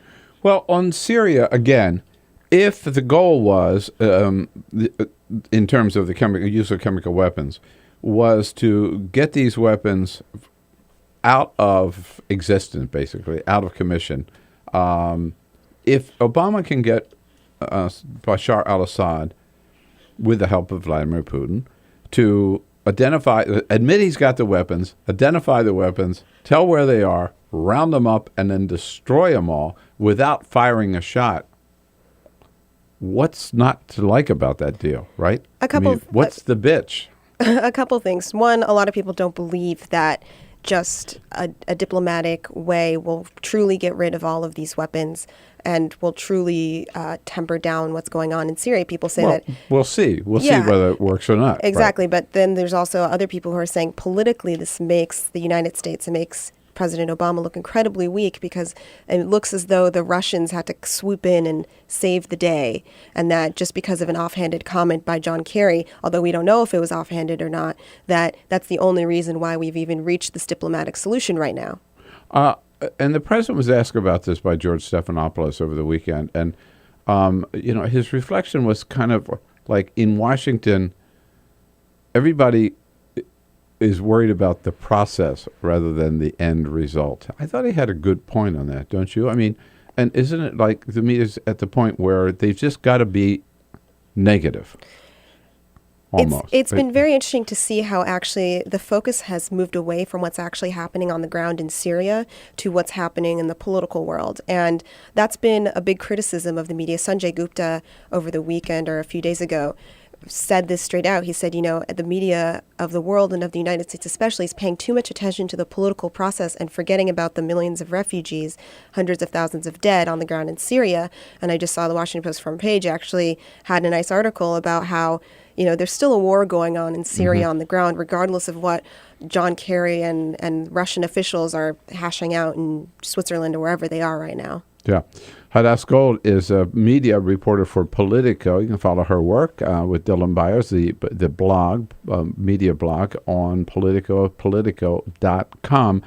Here on the home front, it's been a busy week. We were just noticing here on our monitor, Elizabeth Hasselbeck makes her debut today. Yes. Is making her debut as we speak. She is. On Fox and Friends. All kinds of excitement on that, full page color ad in the New York Times this morning.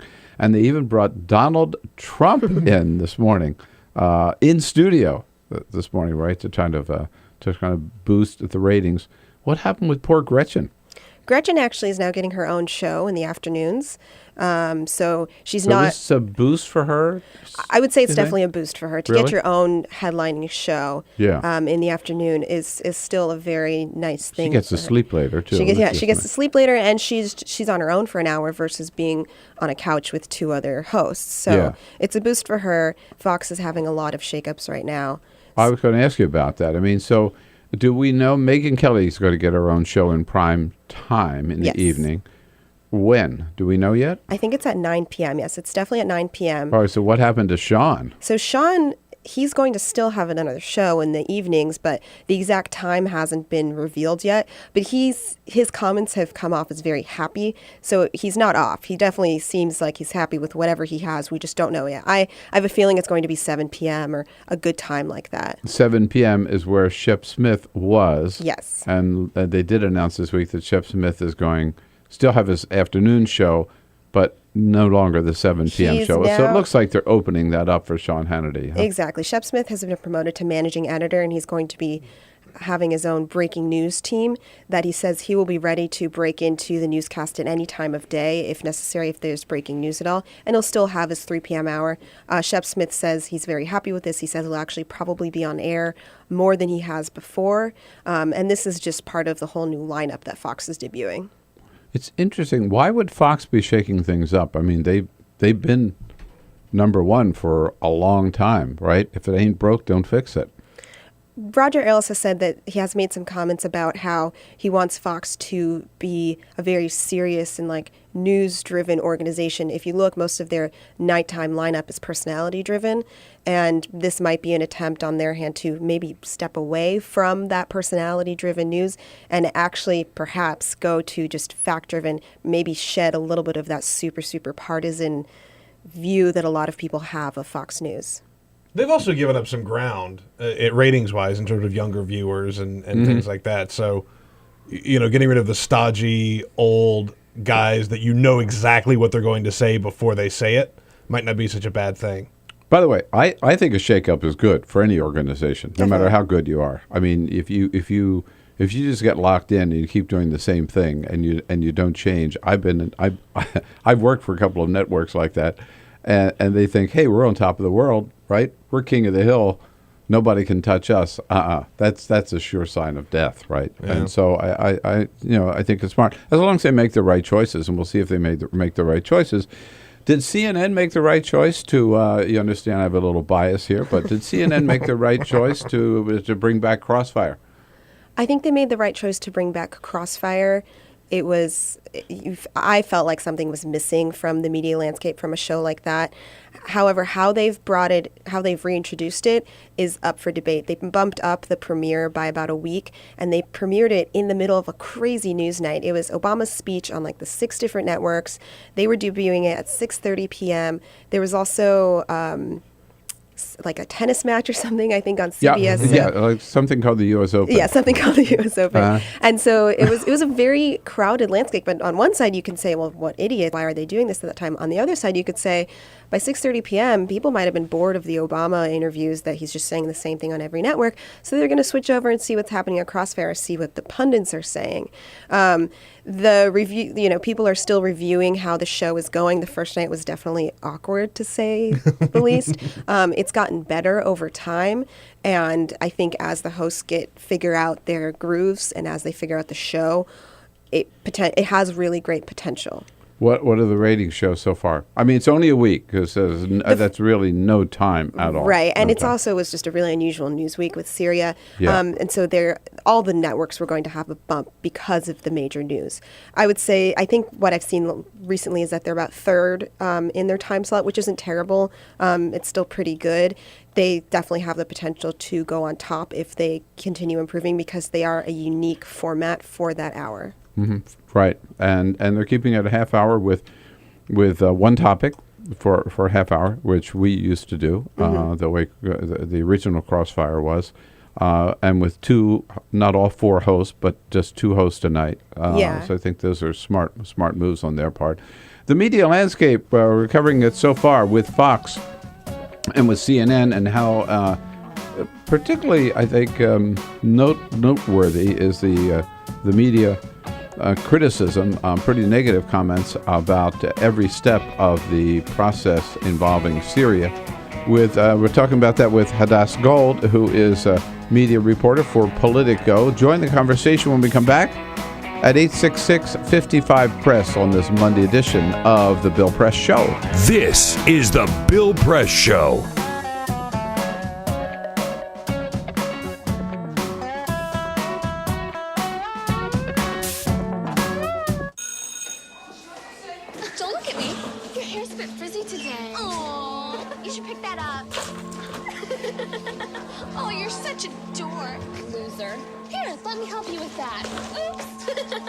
Every day, kids witness bullying. Oh, look! Your crush is looking at you. Or you. They want to help, but don't know how. See, no one here's gonna help you, because no one Teach your likes kids you. how to be more than a bystander. Visit stopbullying.gov. If you drive buzzed, it could cost you around $10,000. You'll face major legal fees, major fines, and steep insurance penalties. You could lose everything. Nothing kills a buzz like getting pulled over for buzz driving. Because buzz driving is drunk driving. When some people struggle with their mortgage payments, they become frozen, petrified. Not knowing what to do, they do nothing. But the people who take action are far more likely to get the most positive outcome. Making home affordable is a free government program. Call now to talk one-on-one with a housing expert about the options that are right for you. Real help, real answers, right now.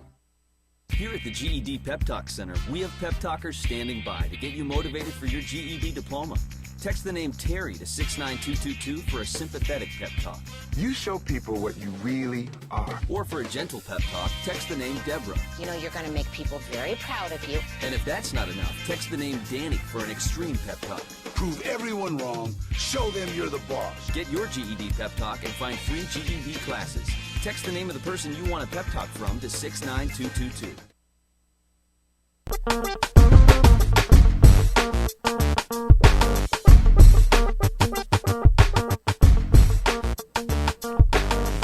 And just a little reminder that the Bill Press Show rolls on for another third hour here this morning, but we will not be seen on Free Speech TV. You can still watch the show, however. Watch us online on your computer at youtube.com/TawkrTV, TAWKR-TV. We'll be joined by Brad Woodhouse from Americans United for Change and Dave Jamieson of HuffPo, and then my parting shot coming up.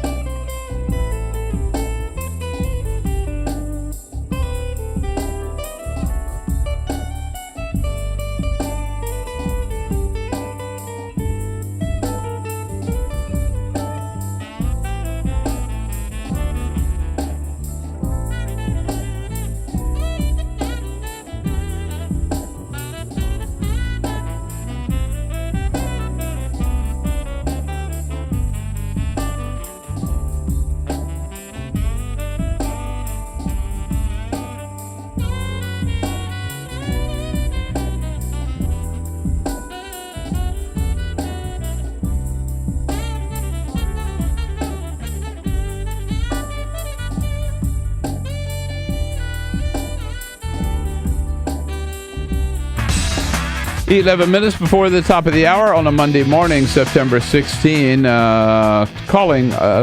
talking all things media here with Hadas Gold, who is a media reporter for Politico, Politico.com. Boy, there's so much been going on lately. Politico, here we are. Yes. You have launched or about to launch a new operation in New York City. Politico conquering the nation's capital in the last couple of years. Now you're moving on to New York City with Politico buying Capital New York and taking it over. What is that all about? When's it start? And what's the goal here? So Politico's owner, Robert Alberton, actually purchased Capital New York, which was a rather small media operation in New York City. And the Alberton bought Capital New York. I think the sale was final this week or sometime last week. And what the owner and what our executive editor, Jim Vandehire, along with John Harris, are planning to do is to take Politico's model in Washington, D.C. and how we've come to dominate the political media landscape here in D.C. and use that in New York, focusing on state capital politics, on the media, and then also on, I think it's state politics, city politics, and the media in New York, and those three verticals for right now, and then expand from there. So it started now. The redesign, I believe, of the website and of the whole Capital New York should happen in the next month to 2 months. Will still be called Capital New York? It'll still be called Capital New York. It'll look like Capital New York. It'll be separate from Politico. The model of how they run will be similar to Politico, and they'll share Jim Vandehei as he'll split his time between both of them. And we've already had one joint project between Politico and Capital New York. Dylan Byers and Joe Pompeo came together to break the news that Richard Stengel was leaving Time for the State Department. So those types of things will continue, and it's developing, and we'll see how it works out. But it's a very positive thing, and Politico is starting to expand its network. We've dominated now Washington, D.C., so it's time to go to New York. And an amazing success story here in Washington, D.C. One of the best and biggest, most successful launches that I've seen, certainly of any media operation. But you mentioned Richard Stengel going from Time Magazine to the State Department. It has been reported that he is one of 15 journalists, Jay Carney being another one, who left their position as a journalist to join this administration. Does that prove that there's a liberal media after all, or is this unusual? There have been journalists in every administration. I mean, Tony Snow in the Bush administration was a journalist, and the line between journalists and administrations tend to blur. People go back and forth. David Axelrod is a commentator at MSNBC and still advises the Obama administration. Dana Perino is now a Fox News host and used to be a press secretary. So it's not unusual for journalists. Robert Gibbs is a contributor to MSNBC, former press secretary. Exactly. It's not unusual for journalists and administration officials to kind of jump the line back and forth. It is unusual, I guess, the amount perhaps, but honestly, it's nothing unique. Yeah, I have to say, as a former Democratic state chair of California and as a former Democratic candidate in California, I just can't imagine people in politics going into journalism, like becoming talk radio host or how unethical, or TV host. How unethical. To call what I do journalism is thin, but if they need someone to run the bowling alley at the White House, I'll totally do it. Have you been to the bowling alley at the White House? Yeah, I have actually. It's not very big. No, it's not. No.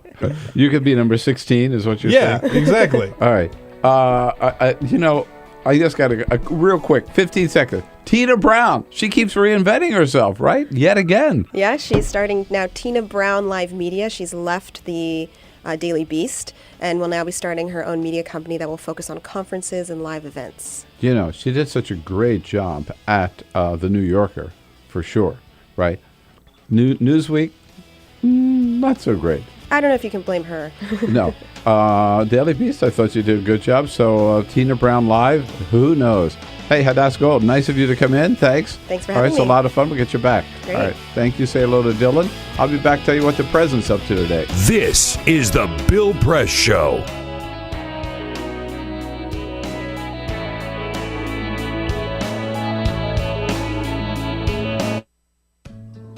You wouldn't let money just blow out of your house. So when your AC or heater is on, make sure the doors, windows, and fireplace flue are shut tight. If you're headed out, turn down the AC or lower the heat by 10 degrees. And always keep your water heater set at 120. A little bit of common sense goes a long way. Get more great tips at energysaver.gov. So, I'm kind of new here, but I've noticed a trend. My human does this funny thing where she goes around and gets all my toys, and then she hides them in that basket by the door. But it's always the same basket, and it's always in the same place. And then she acts so surprised when I find them, but, she's putting them in the same basket. Again. It's like, hello? That's where you put it last time. You were the worst at hide and go seek.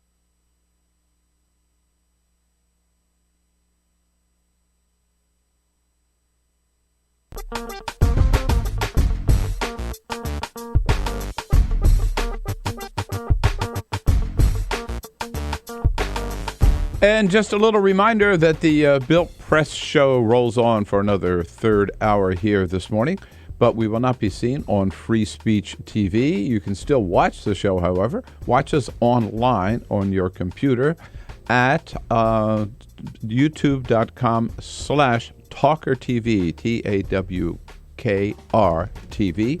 We'll be joined by Brad Woodhouse from Americans United for Change and Dave Jamieson of HuffPo, and then my parting shot coming up.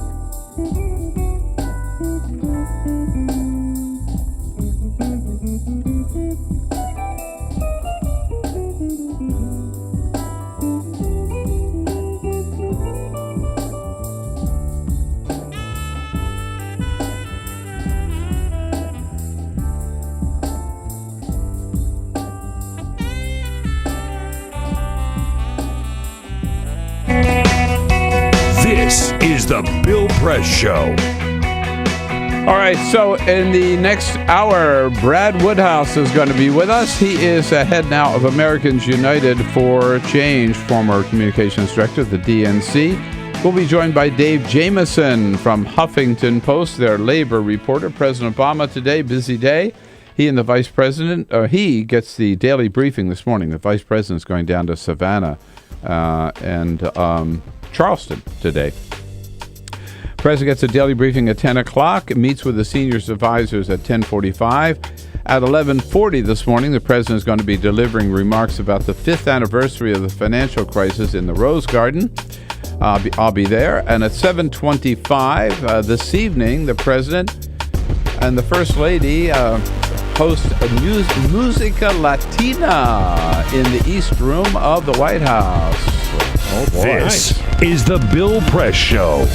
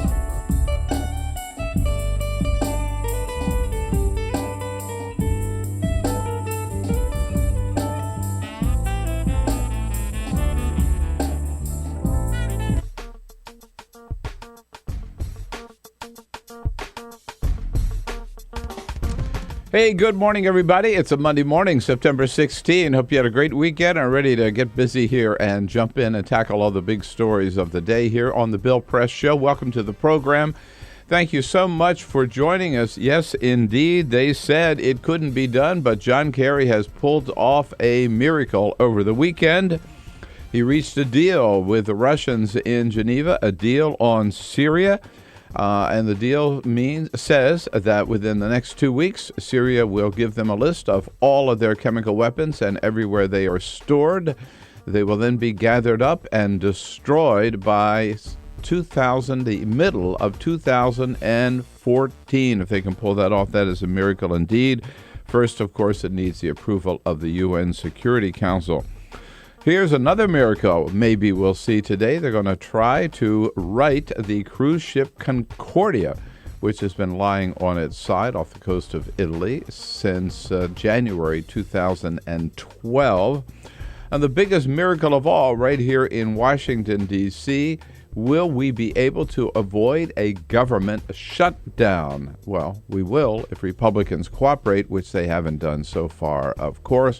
And the Powerball, you got a couple more days to run out and get your tickets. The Powerball is now up to $400 million.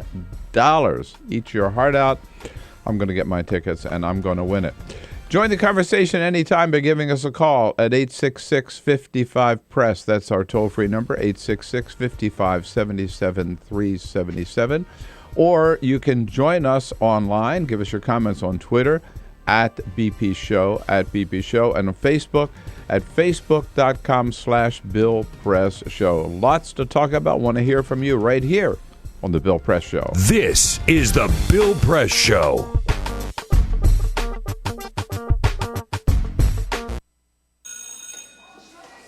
Don't look at me. Your hair's a bit frizzy today. Oh, you should pick that up. Oh, you're such a dork, loser. Here, let me help you with that. Oops. Every day, kids witness bullying. Oh, look. Your crush is looking at you. Poor you. They want to help, but don't know how. See, no one here's gonna help you, because no one Teach your likes you. kids how to be more than a bystander. Visit stopbullying.gov. If you drive buzzed, it could cost you around $10,000.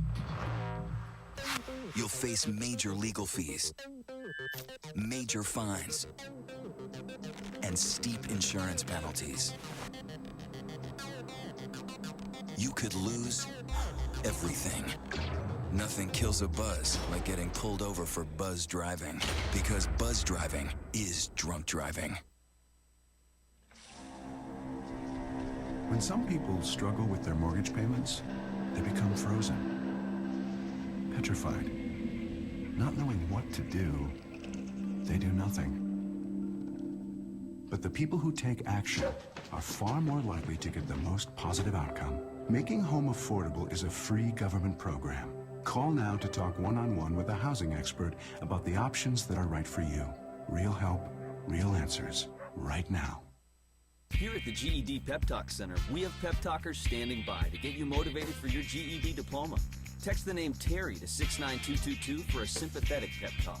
You show people what you really are. Or for a gentle pep talk, text the name Deborah. You know you're going to make people very proud of you. And if that's not enough, text the name Danny for an extreme pep talk. Prove everyone wrong. Show them you're the boss. Get your GED pep talk and find free GED classes. Text the name of the person you want a pep talk from to 69222.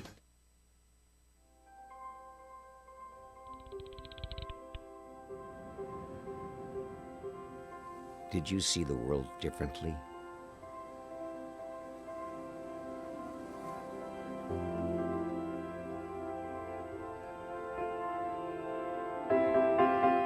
Did you celebrate the victory?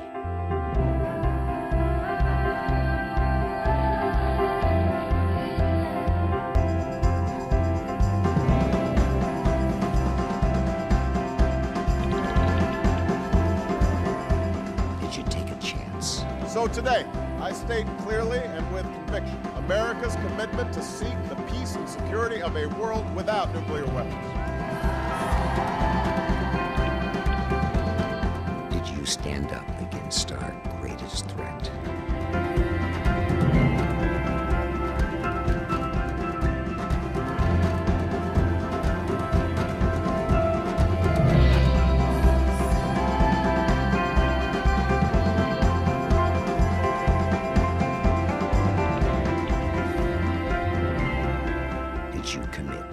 Change the world.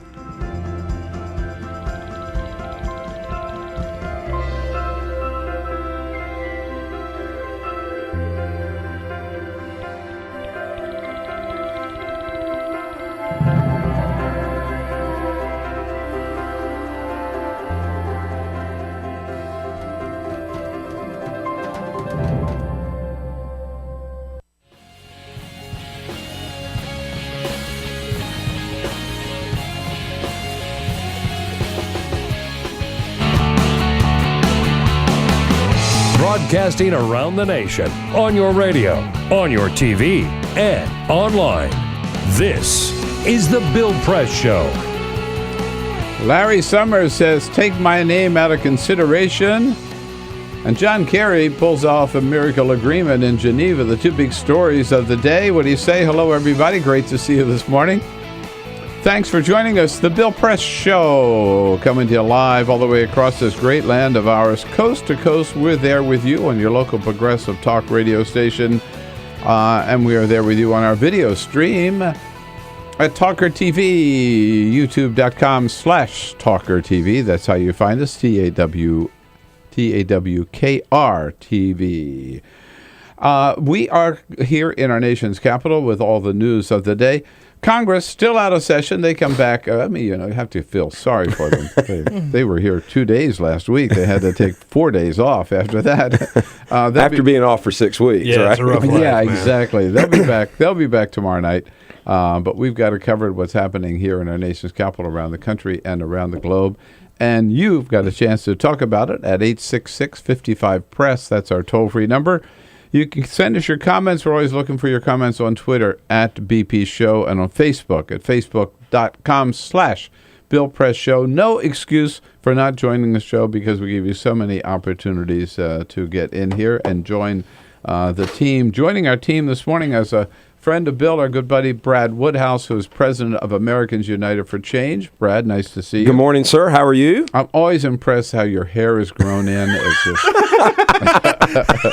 I tell you, I've shaved it once. I'm not shaving it again. That's, I confess that the last time I cut it, though, I did it myself. Did you? Clippers at the house. I mean, it was just it had to go. There's that fear of if you shave your head of whether or not it will grow back. I never had that fear. My hair grows like wildfire. It's crazy. Yeah. There you go. Well, with the help of that little, was it Rogaine or whatever they call it? Oh, no. They call that stuff. Oh, no. And the team here, Peter Rockburn and Dan Henning. Hello, guys. Hello. Good morning. Yeah, look, that's what happened to Dan. Dan shaved his head. Look, it never grew back. Yeah, right. Alicia Cruz has the phones covered, and Cyprian Boulding has us looking good on that video cam. Look at there. There you go. Yeah, how about it? That is a well-shaved head there. Big wave. And I didn't think about all the clean domes we've got on this show. I don't know. I'm feeling kind of old-fashioned. I've got hair. You have hair. So this is a big weekend. Yeah, you think we're talking about the Nationals winning 3 out of 4? No, not talking about the Ravens winning yesterday. We're not talking about even the agreement with Syria and John Kerry in Geneva. We're talking about the return, Brad, of Paula Deen. She is back 3 months later, and she made her comeback, first appearance in Houston, Texas. Wow. She got a 10-minute standing ovation. Here she is. She just breaks down in tears. Oh, God. That's an ugly cry, Mama. I'm sorry. This is my first time out in 3 months. I've said all along that the one place that I would want to make my first step back out was Texas. Oh, God, I'm telling you. Oh, my God in heaven. Yeah, and then she says, give me a pound of butter so I can start cooking. Yeah. She hasn't changed. No. She going to make it back, Peter? I don't think so. I mean, look. I don't know. That crowd there, man. Here's the thing about... Everybody's got to come back. Well, she'll always have... Except for Anthony she can Weiner. do Tea Party rallies, right? I mean, you know. That's she right. and Michelle Bachmann and, Sarah Palin and... Yeah. All those Ted Cruz. All those has-beens, right? Oh, my God. Yeah. She'll always have a fan base, right? But her fan base has gotten much smaller, and people who used to, sort of casually like her now don't. I'll take the barefoot Contessa anytime. There you go, yeah. All right, there we go. And a lot less racist. So, well, there you go. Brad's here for the hour as a friend of Bill. How exciting. And we're going to be joined a little bit later by Dave Jamieson from Huffington Post. We'll jump right into it, Brad. But first... Dan with the big stories. Full Court Press. Other headlines making news on this Monday. Baltimore Ravens quarterback Joe Flacco is a new dad for the second time. His wife gave birth to a baby boy yesterday, but Flacco was not there to witness it. Dana Flacco gave birth an hour before game time. Joe instead helped lead his team to victory over the Cleveland Browns. You have to have priorities, right? So. I know. We were talking about that earlier. Work first, family second. Exactly. He figured, make another baby, but boy, the only one time you get to play the Cleveland Browns. Well, that's right. Yeah. Wrong priority. LeBron James got another ring over the weekend. It's got nothing to do with NBA championships, though. The Miami Heat star married his longtime high school sweetheart in San Diego in front of about 200 guests. They have 2 sons together. LeBron is 28. Savannah Brinson is 27. He proposed to her a year and a half ago. Security was tight. They set up tents covering the sidewalks around the hotel so the press could not see who attended the wedding. They've been together since they were 16. Is that right? Yeah. Wow. Well, it's, nothing like a long courtship, right? Yeah, right. Have a couple kids along the way. And when an American and a Russian argue about who won the Cold War, what's the best way to settle it? Well, an arm wrestling match. Republican Congressman Dana Rohrabacher of California told a story to KPPC Radio over the weekend that back in the early 90s, he and Vladimir Putin, then deputy mayor of Moscow, had too much to drink at a Capitol Hill bar here called the Irish Times. They got into an argument and decided to settle it by arm wrestling. The congressman admitted Putin won very easily. Would imagine that he would have won. Yeah. How great is that? Right. I mean, that's an incredible story. But I know. That's a real quick little story. When I was living in L.A. Doing TV out there, our son Mark came down to visit one time, and so I took Mark out to Lucy's El Adobe restaurant, which was Jerry Brown's favorite and my favorite restaurant. And we were having a margarita and some dinner, and a guy walked in and joined us, and we had a lot of margaritas together. And when we left, we were driving home, and I said to Mark, "Do you know who that guy was?" And Mark said, "No, I don't know who he is." And I said, "This man's name is Congressman Dana Rohrabacher." Oh man! So Rohrabacher, Putin's not he the knows only his one way around a good drink. And that man's been around for a while. He's been in Congress for a long time. I imagine he, has a need to drink after all these years. I mean, have you seen what Congress has done lately? A surfer. Is that right? Surfer from Orange County. Dana Rohrabacher. So why don't we just have President Obama and al-Assad sit down and just arm wrestle this whole Syria thing out? Well, you know what I would take is President Obama arm wrestling Boehner over the budget and and the debt ceiling. I think we'd get our way then. Obama's an athlete. That's right. He's got that match. I'll take that. I'll take those odds. I would bet on Obama over Boehner. I'll take those odds. Although, Boehner's arms are in pretty good shape from lifting a lot of those wine glasses. You know what I mean? The 16-ounce curls. All right. Hey, now where do we whoa, slow down. Where do we start today? We're going to start in Iowa at the Big Tom Harkin Steak Fry. Yesterday, Brad Woodhouse, it always is a big event for Tom Harkin. This is Tom's last one officially as a United States Senator because he's not running for re-election. And so one of his best buddies went out there yesterday to headline the steak fry, and Senator Harkin introduced him. Mr. Vice President. Mr. Vice President. But I got to tell you, it's hard for me not to just call him my good friend, Joe Biden.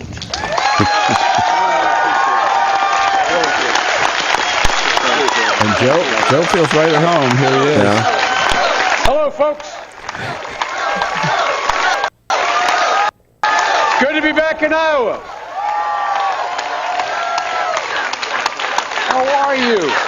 With so many good friends. It's great to be with you all. Yeah, they love him in Iowa. He spent a lot of time out there. And he's been to Iowa. He's been to South Carolina. Today he's in Charleston, South Carolina. That's right. And he's been to South Carolina previously. He did have to cancel a trip to New Hampshire when his son got ill. But he's going to some important states, He is. And, without taking sides. Right. He's got every right to be considered, doesn't he, seriously for 2016? Well, look, I think absolutely. I mean, this is someone who has served a long time. He's been He's been an important part of the Democratic Party. He's the vice president of the United States. I mean, I can understand. I mean, there was an article this weekend, didn't have any on the record quotes, but article this weekend about some around him are a little chafed that, all of the discussion is around Hillary. He has every right to explore this, every right to run if he wants to run, and every right to feel like that it's not his turn, but that he should be considered as seriously as anyone else. As Al Gore was, for example. Absolutely. I mean, Al Gore and George H.W. Bush and Walter Mondale. I mean, they're vice presidents. Obviously by their stature have stature within the party. And look, it's not like he was picked out of obscurity to be vice president of the United States. I mean, this is someone who has toiled in the trenches. Chairman Judiciary Committee, Foreign Relations Committee, had run before, had run in his own right in 2008. I mean, and you know what? He really does connect with so many parts of the party that are so vital to success at the ballot box. Working class people, labor, and blue collar voters. And so, look, it's going to be an interesting year and a half here, 2 years, to see how all this sorts out. I do believe Democrats are blessed, though. I mean, whether it's Biden or whether it's Hillary or whether it's some of the other people looking at it, I think our bench is definitely as deep, if not deeper than theirs. Yeah, and I'm in a funny position. I'm a huge Hillary Clinton fan. I'm also a huge Joe Biden fan, and I think that if both of them, both of them are great, both of them have done a great job, both of them are qualified, would make a great president of the United States. So we ought to just count our blessings. Yeah, I agree. And look, who knows? I mean, I think there's a lot of speculation about would one run. I mean, certainly, I think most of the speculation is would Biden run if Hillary runs. I think some people think not. Some people think so. You know what? We'll let it all. It'll all sort out. There are a lot of things you don't know. No one really knew Barack Obama or believed that he could beat Hillary Clinton when he got in the race. He did that.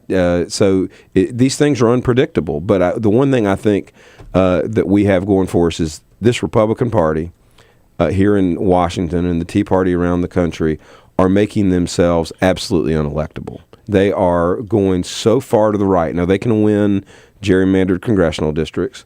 I do think some of those are going to be in play, but they're making themselves, so unattractive to women and to young people and to Hispanics and to blacks and to gays. Marginalizing themselves. It's unbelievable what they're doing. The president today in the Rose Garden at 11:40 this morning is going to talk. This is the 5th anniversary of the collapse, right, of this economy, the president is.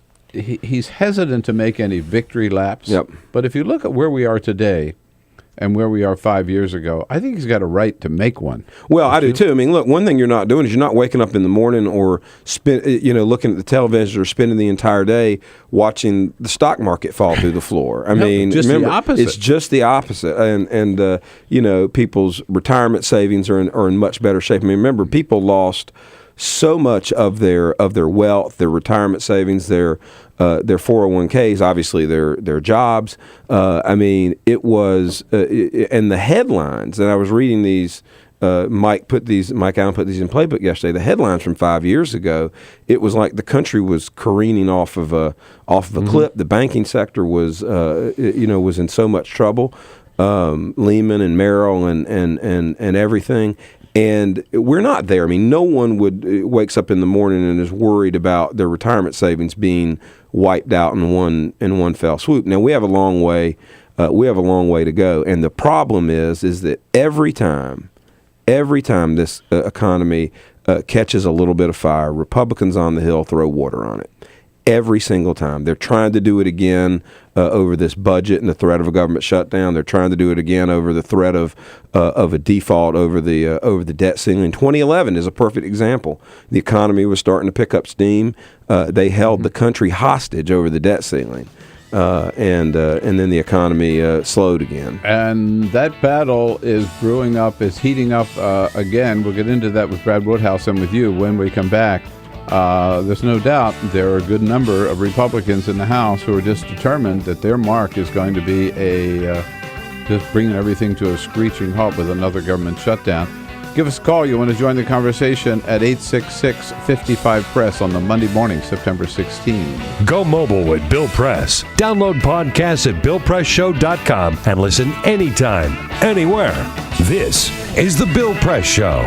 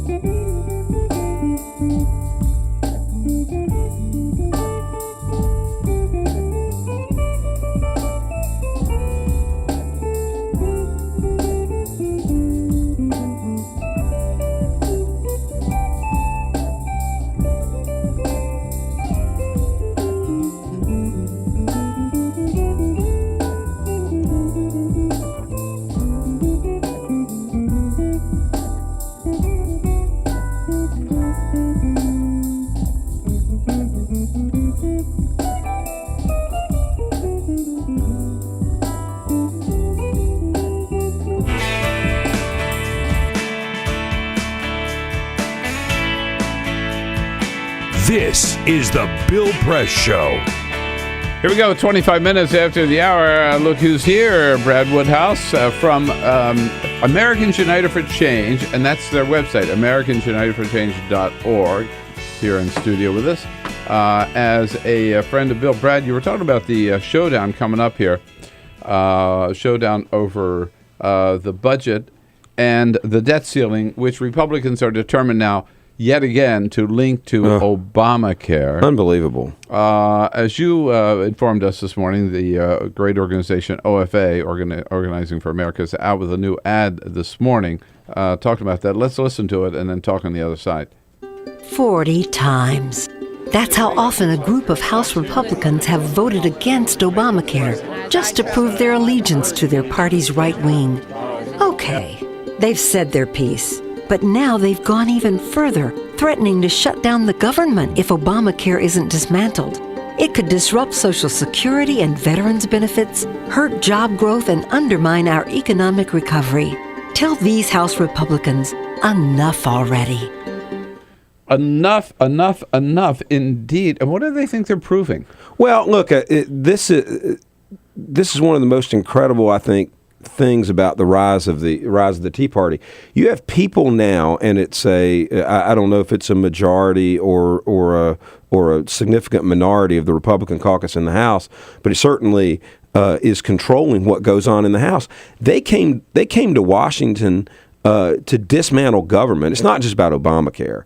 And you can't do business with them. There's nothing that they want. I mean, they don't want earmarks, which we don't have anymore. They don't want funding for local projects. There's nothing you can do business with them. They are ideologues. They don't want government to work better. Right. And they want no government. They want no government at all. They did not come here to govern. They came here to stop governing. And it's an incredible thing, because then there's no give and take. There's no way to negotiate with them. They're absolutely extreme. They're absolutely ideological, and they control enough votes. They control enough votes. For example, in the House for Speaker, there was an aborted coup against Boehner. I'm sure he thinks about that every time he tries to decide what he's going to do and how he's going to handle these issues. And he constantly capitulates to this minority voice in the House that just wants to run government into the ground. They want to either shut down the government over Obamacare, or they want us to default on our obligations. Yeah, and so this is the showdown that the president's gotten, and he has said, I think rightfully so, he is not going to compromise on the debt ceiling. He's not going to get trapped into that again. So Katie, bar the door. We'll be joined by Dave Jamieson after the half here with Brad Woodhouse on the Bill Press Show. This is the Bill Press Show.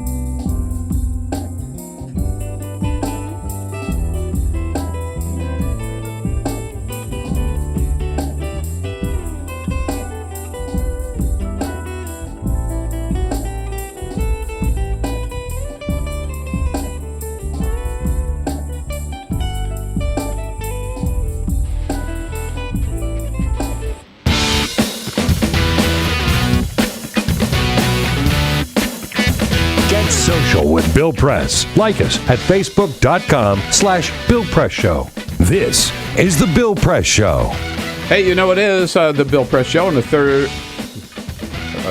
Where'd that come from? Hello. On a Monday morning, September 16. Good morning. It is 33 minutes after the hour. And we are talking to you about the news of the day from our studio right here on Capitol Hill. Brad Woodhouse is in studio.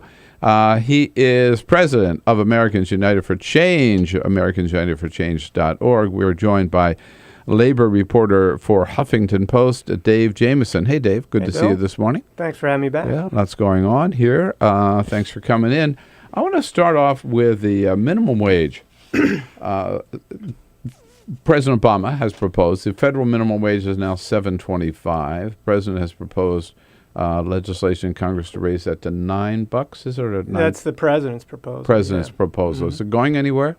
Not at the moment. Not with the House the way it is. Just got to get a little closer to that microphone. There you go. Right. The congressional Democrats they actually want it even higher than the president's proposed. George Miller and Harkin wanted it at 10-10. The House GOP leadership naturally called this a job killer immediately. It's from my perspective, it's hard to see this moving anywhere this year. I think it might have a better shot next year. But the administration is starting to make a push on this. Tom Perez, who's now in as labor secretary, has been stumping on this. So he's getting very vocal about it. But the way things are on the Hill right now, and still with a tepid recovery, I think we're going to hear Republicans just saying job killer, job killer, job killer. Yeah, Brad, I've been around this political game for 30 years or so, and I've heard that job killer every time the minimum wage comes It doesn't matter what the economic circumstances are. We can have a tepid recovery. Right. We can have a gangbuster recovery. We can be in the middle of a recession. And they always say that it's a job killer. You know what? It ought to be a no-brainer. You know what it's going to be for them? It's going to be an election killer for some people. It is one of the most popular proposals the president made in his State of the Union address. Yeah. The sky is always going to fall. It never really does fall. The minimum wage only goes up over time. We all know that. I mean, there's some on the fringe who'd want to see it abolished, but look, it goes up. That's what it does. It erodes over time, and so eventually you raise it. And we never do see the economic calamity that a lot on the right do predict. We have enough experience of raising the minimum wage over the years that if, in fact, it were a job killer, we would know that. And so we know it is not. So, but there are some interesting things that are happening on the positive side. California, where the minimum wage, and states can go higher, minimum wage is $8. They just passed legislation in the state Senate to raise it to $10. Jerry Brown says he'll sign it. And then you've got these one-day strikes organized by the SEIU around the country of the fast food workers who are saying, we can't make it on $7.25. It's $15 to survive, or whatever their jingo is. Yeah, the reason we see states moving it up, it's because of federal inaction and because it's a popular idea. This polls really, really well, and that includes conservatives. I mean, conservatives don't like it as much as liberals, but they generally do like a higher minimum wage. And so that's why we see proposals in places like California and other states, and a lot of states now have enacted laws that keep it intact with inflation so that it automatically goes up every year. And so basically we're seeing states run way beyond the federal level now, which at $7.25 is not very much. You're talking about a salary of around $14,000. Try getting by on that. Yeah. It's unbelievable. And this is a situation where I always wonder, who are Republicans fighting for? I mean, just a narrow set of corporate CEOs or stockholders at companies that feel like they're going to have to pay their workers a little bit more money. It is so vastly popular, and I'll tell you this: at a time where you see all of the data about what's happened with wages and where the wealth is accruing in this country, and it's certainly not in the bottom 99 or 95%. We may not ever get the votes in the House during this session of Congress to increase the minimum wage, but I tell you what, it is a fight worth having. But even if you raise the minimum wage to $9 an hour, I'm pretty sure people would still be working 40. If they work 40 hours a week at $9 an hour, they'd still be working below the poverty level. I mean, so we're arguing about giving people enough money to live in poverty, to remain in poverty. To remain in poverty. Hello, I mean, I like you don't see who the opposition is fighting for, other than a very, very small percentage of employers. It's hard to argue that McDonald's, say, couldn't handle a wage of $10 as opposed to the 8 or so that they're paying right now. I don't see how you make that argument that these companies and it's predominantly companies of significant scale that are paying these wages, that they can't handle paying a little more. Right.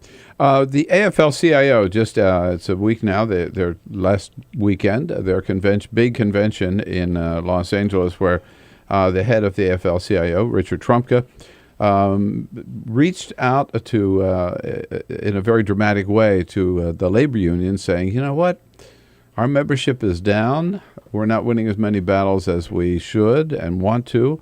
We're going to need some help, so I'm suggesting we expand not the membership in the AFL, but bring in like associate members or whatever, going to some progressive organizations like the National Association for Women, even the Sierra Club, to join us in some of these battles. That's pretty revolutionary stuff. It is. It's a pretty big deal. I talked with Rich Trumka about this before the convention, and he used the word crisis in describing the labor movement. That was his word.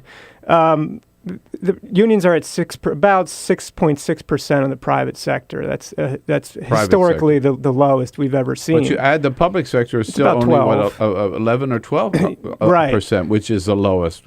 And public sector numbers actually went down last year, that's very rare for that to happen. So, after everything we've seen, with all these budget cuts, of course they went down. Sure. Yeah. So I think they are in crisis mode, and so what do? You try to broaden the tent a bit and bring in more allies, and that's what they're trying to do. And so they reach out to groups like Sierra Club and NAACP and other progressive players, and it's yet to be worked out sort of formally how this will work and if there are voting powers or what. But the idea is that labor can no longer do it alone, and that they need to kind of refashion the idea of labor and make other progressive allies understand what role they play in work and in labor. Brad Woodhouse, I don't know any better political organizer than you, my friend. I mean, isn't this just basic? That's what it is. Well, look, it's common sense. I think. I mean, that you have to come together and work on. Progressives have to come together under an umbrella and work on the agenda they can achieve, and then things you disagree on, you don't sit at that table together. Let me just get together on the issues you agree on. Right? Let me just say something. I do think the labor movement is turning a corner. The first thing that they needed to do was stop being at war with one another. Remember the big split years ago, and of course there's still a number of unions that are out, but that are out. A number have come back. AFSCME and SEIU they have organizing fights around the country, but they are working together. For example, they're both AFSCME and SEIU chair our board, and they work together. They work together through us on a number of progressive issues. And I think Trumka is. I think he's such a smart guy. I think he understands new technology. I think he understands the old media, new media, and I think that this initiative, with I think his savvy in the media sphere, has a chance for success. Right. So does this did it get a vote, or is it happening? Is it going to happen, or what's the status? The convention was more or less laying this out to members, and they're going to move from there. One interesting thing about this is partly we're seeing the AFL-CIO become even more of a political animal, as opposed to an organization devoted to organizing, the way like Change to Win and SEIU, pouring money into getting workers and win union elections. I think we're seeing the AFL-CIO become even more of kind of a Washington political animal, and that's there could be a lot of benefits to that, and I think there are some dangers too. Well, it seems to me you have an issue like the Keystone Pipeline, right? Not the unions and the Sierra Club are not going to be together on that. But you can take an issue like the minimum wage, right, or a lot of other environmental issues, green jobs, right? Where they could join forces and get maybe some climate change legislation through the Congress. It's a win-win in that case. And look, you look for those opportunities. Well, you look for those opportunities, and also I think you can't understate the importance of the political side here. I mean, no matter what your priority is. I mean, one thing the SEIU and AFL-CIO can agree on is that they want a Democrat to be Speaker of the House of Representatives, and then they can go lobby their different issues to that speaker and get a hearing. They can't get a hearing with John Boehner about either one of the issues that the many issues that they care about. Yeah. We're talking labor and labor-related issues here with Brad Woodhouse here as a friend of Bill this hour, and Dave Jamieson joining us from Huffington Post, labor reporter, HuffingtonPost.com. Your comments welcome on all of the above, of course, at any time. Join the conversation. Give us a call at 866-55-PRESS. Follow us on Twitter at BP Show. This is The Bill Press Show.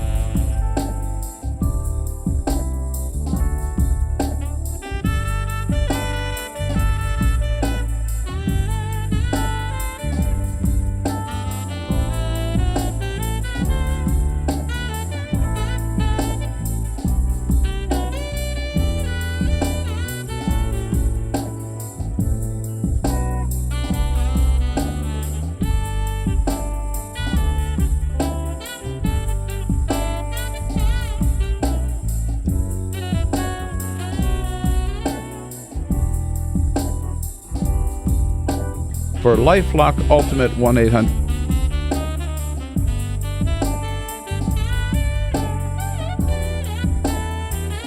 Twelve minutes now before the top of the hour. Actually, you can make it 11 minutes before the top of the hour. Man, time flies. On a Thursday. So much to talk about. Yeah, on a Thursday. Thank you. Don't we wish it was Thursday? Don't we do? September 16th, it's Monday. Dave Jamieson from Huffington Post in studio with us, as well as Brad Woodhouse, a smartass over here from Americans United for Change. Here's my wife would agree with that. I want to ask you guys about, there has been a little flap. Labor unions very supportive of President Obama, and he's very supportive of labor unions, but a little flap lately over Obamacare. And the labor. What's that all about, Dave? This is about these healthcare plans that a number of unions have. They're called Taft-Hartley plans. And without boring everybody, all you need to know is these were really good nonprofit health plans that are jointly managed by companies and by unions. And they're used by unions and workers who move around a lot within their industry. So we're talking construction workers who might be on a job for 3 weeks and then they're unemployed for 2 weeks. And the whole point was you could move around, you could briefly go unemployed and still have your coverage. And they're good plans. They're very good plans. Even some of them, you call them, quote unquote, the Cadillac plans. Because they're the best. Because they're very good. Right. The costs are low and the coverage is great. A lot of unions are worried. Mainly we're talking Unite here, UFCW and the Teamsters, and some building and trades unions. They're upset because they feel like these plans are going to become really uncompetitive under Obamacare, and that employers are going to have little reason to stay in them, and that they're just going to shoo their workers onto the exchanges. And so they wanted the administration to tweak the rules so that these plans could get the subsidies on the exchanges. Administration said no, and I don't think unions were ever going to get the administration to do this. Everybody I talked to said that this was a problem with the way the law was written, and that what unions were asking for, it was a very hard sell, and that the administration's hands were kind of tied. So it became this very awkward, political, and very uncomfortable scenario where you had unions that, as we all know, generally support the president. Some of them were very, very upset, and they wanted very hard language in the resolution at the AFL-CIO saying we're not going to support Obamacare. The president actually apparently leaned on Rich Trumka. He met with leadership last Friday. Yes, got them to kind of water it down a little bit. And then on Friday, the administration, in a private meeting with several unions, just simply said no, and that's more or less the end of that. So, and this is this whole thing where it was giving fire to the right, where you had the GOP standing up saying, "Hey, even unions hate Obamacare." The reality is that this was a handful of unions. It's mainly the unions that have Taft-Hartley plans that are not happy about this. You compare that to SEIU, which is a huge backer of it, and they're actually out there stumping for it and running programs to help people get on the exchanges. So there's some dissonance here, and not all unions were on the same board, and it kind of came down to whether or not your plan is going to get hurt under this. All right, let's say a quick hello to Patty. Patty's calling out in Portland, Oregon, watching on TawkrTV. Hey, Patty. Good morning, Bill. Good morning. Yeah, I'm calling in regards to minimum wage at Obama's $9 an hour, and even California's $10 an hour. Isn't it really what that's going to do is price them out of any kind of government assistance, especially without any kind of benefits behind them, to the point where these people are no longer going to have any kind of help, and they're actually going to be off in a worse struggle than they actually started out at. You mean by raising the minimum wage? Yeah, because at $10 an hour living in California without any kind of government assistance, you're not going to make it. Oh, I got it. Yeah, in other words, even raising it to $10 is not enough. Well, that pay bump isn't going to price you out of public assistance. Right. I mean, take Obamacare. When these exchanges are up and running, workers making whether you're making $14,000 or $18,000, you're going to get a nice subsidy to be able to go get health insurance that you probably didn't have. I think that we need to increase the minimum wage, and if that prices some people out of public assistance, we need to adjust that. But we can't let that fear prevent us from increasing the minimum wage. All right. Because I don't think it's just. I don't think that fear that the caller mentioned is probably well founded. Although there might be a case to be made. Brad Woodhouse, good to have you here, man. Hey, thank you so much for coming Enjoyed in. it. Okay, Dave, thank you for Thanks, joining Bill. us. All right. It's good being here. HuffingtonPost.com and AmericansUnitedForChange.org. You got it, There brother. you go. I got a parting shot coming up. This is the Bill Press Show.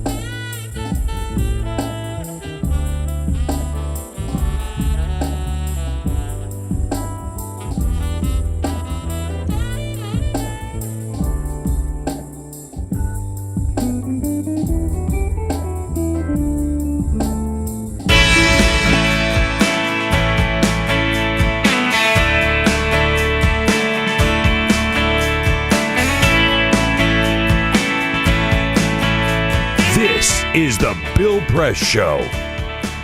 All right, we normally do our parting shot here, but we have a little bit of breaking news we wanted to bring you up to date on. It's just coming across maybe about 8 blocks from here at the Navy Yard at the end of 8th Street. Breaking news that there is a shooting at the Navy Yard. What do we know? 3 people wounded so far. The shooter is in a building on the campus of the Navy Yard and still at loose. Still right, at large. Peter? Yeah, as of now. They're saying 3,000 people work in that building down there. And so it's happening right now. So we're just going to keep an eye on it. But, yeah, 3 people have been shot, according to the U.S. Navy. They're tweeting about it or tweeted about it this morning. It is a Navy facility. It's a historic site in Washington, D.C. It's where people originally arrived here in our nation's capital. Still very, very active military base. So stay tuned during the day and find out more information. Shooting at the Navy Yard We'll see you back here again tomorrow. This is the Bill Press Show.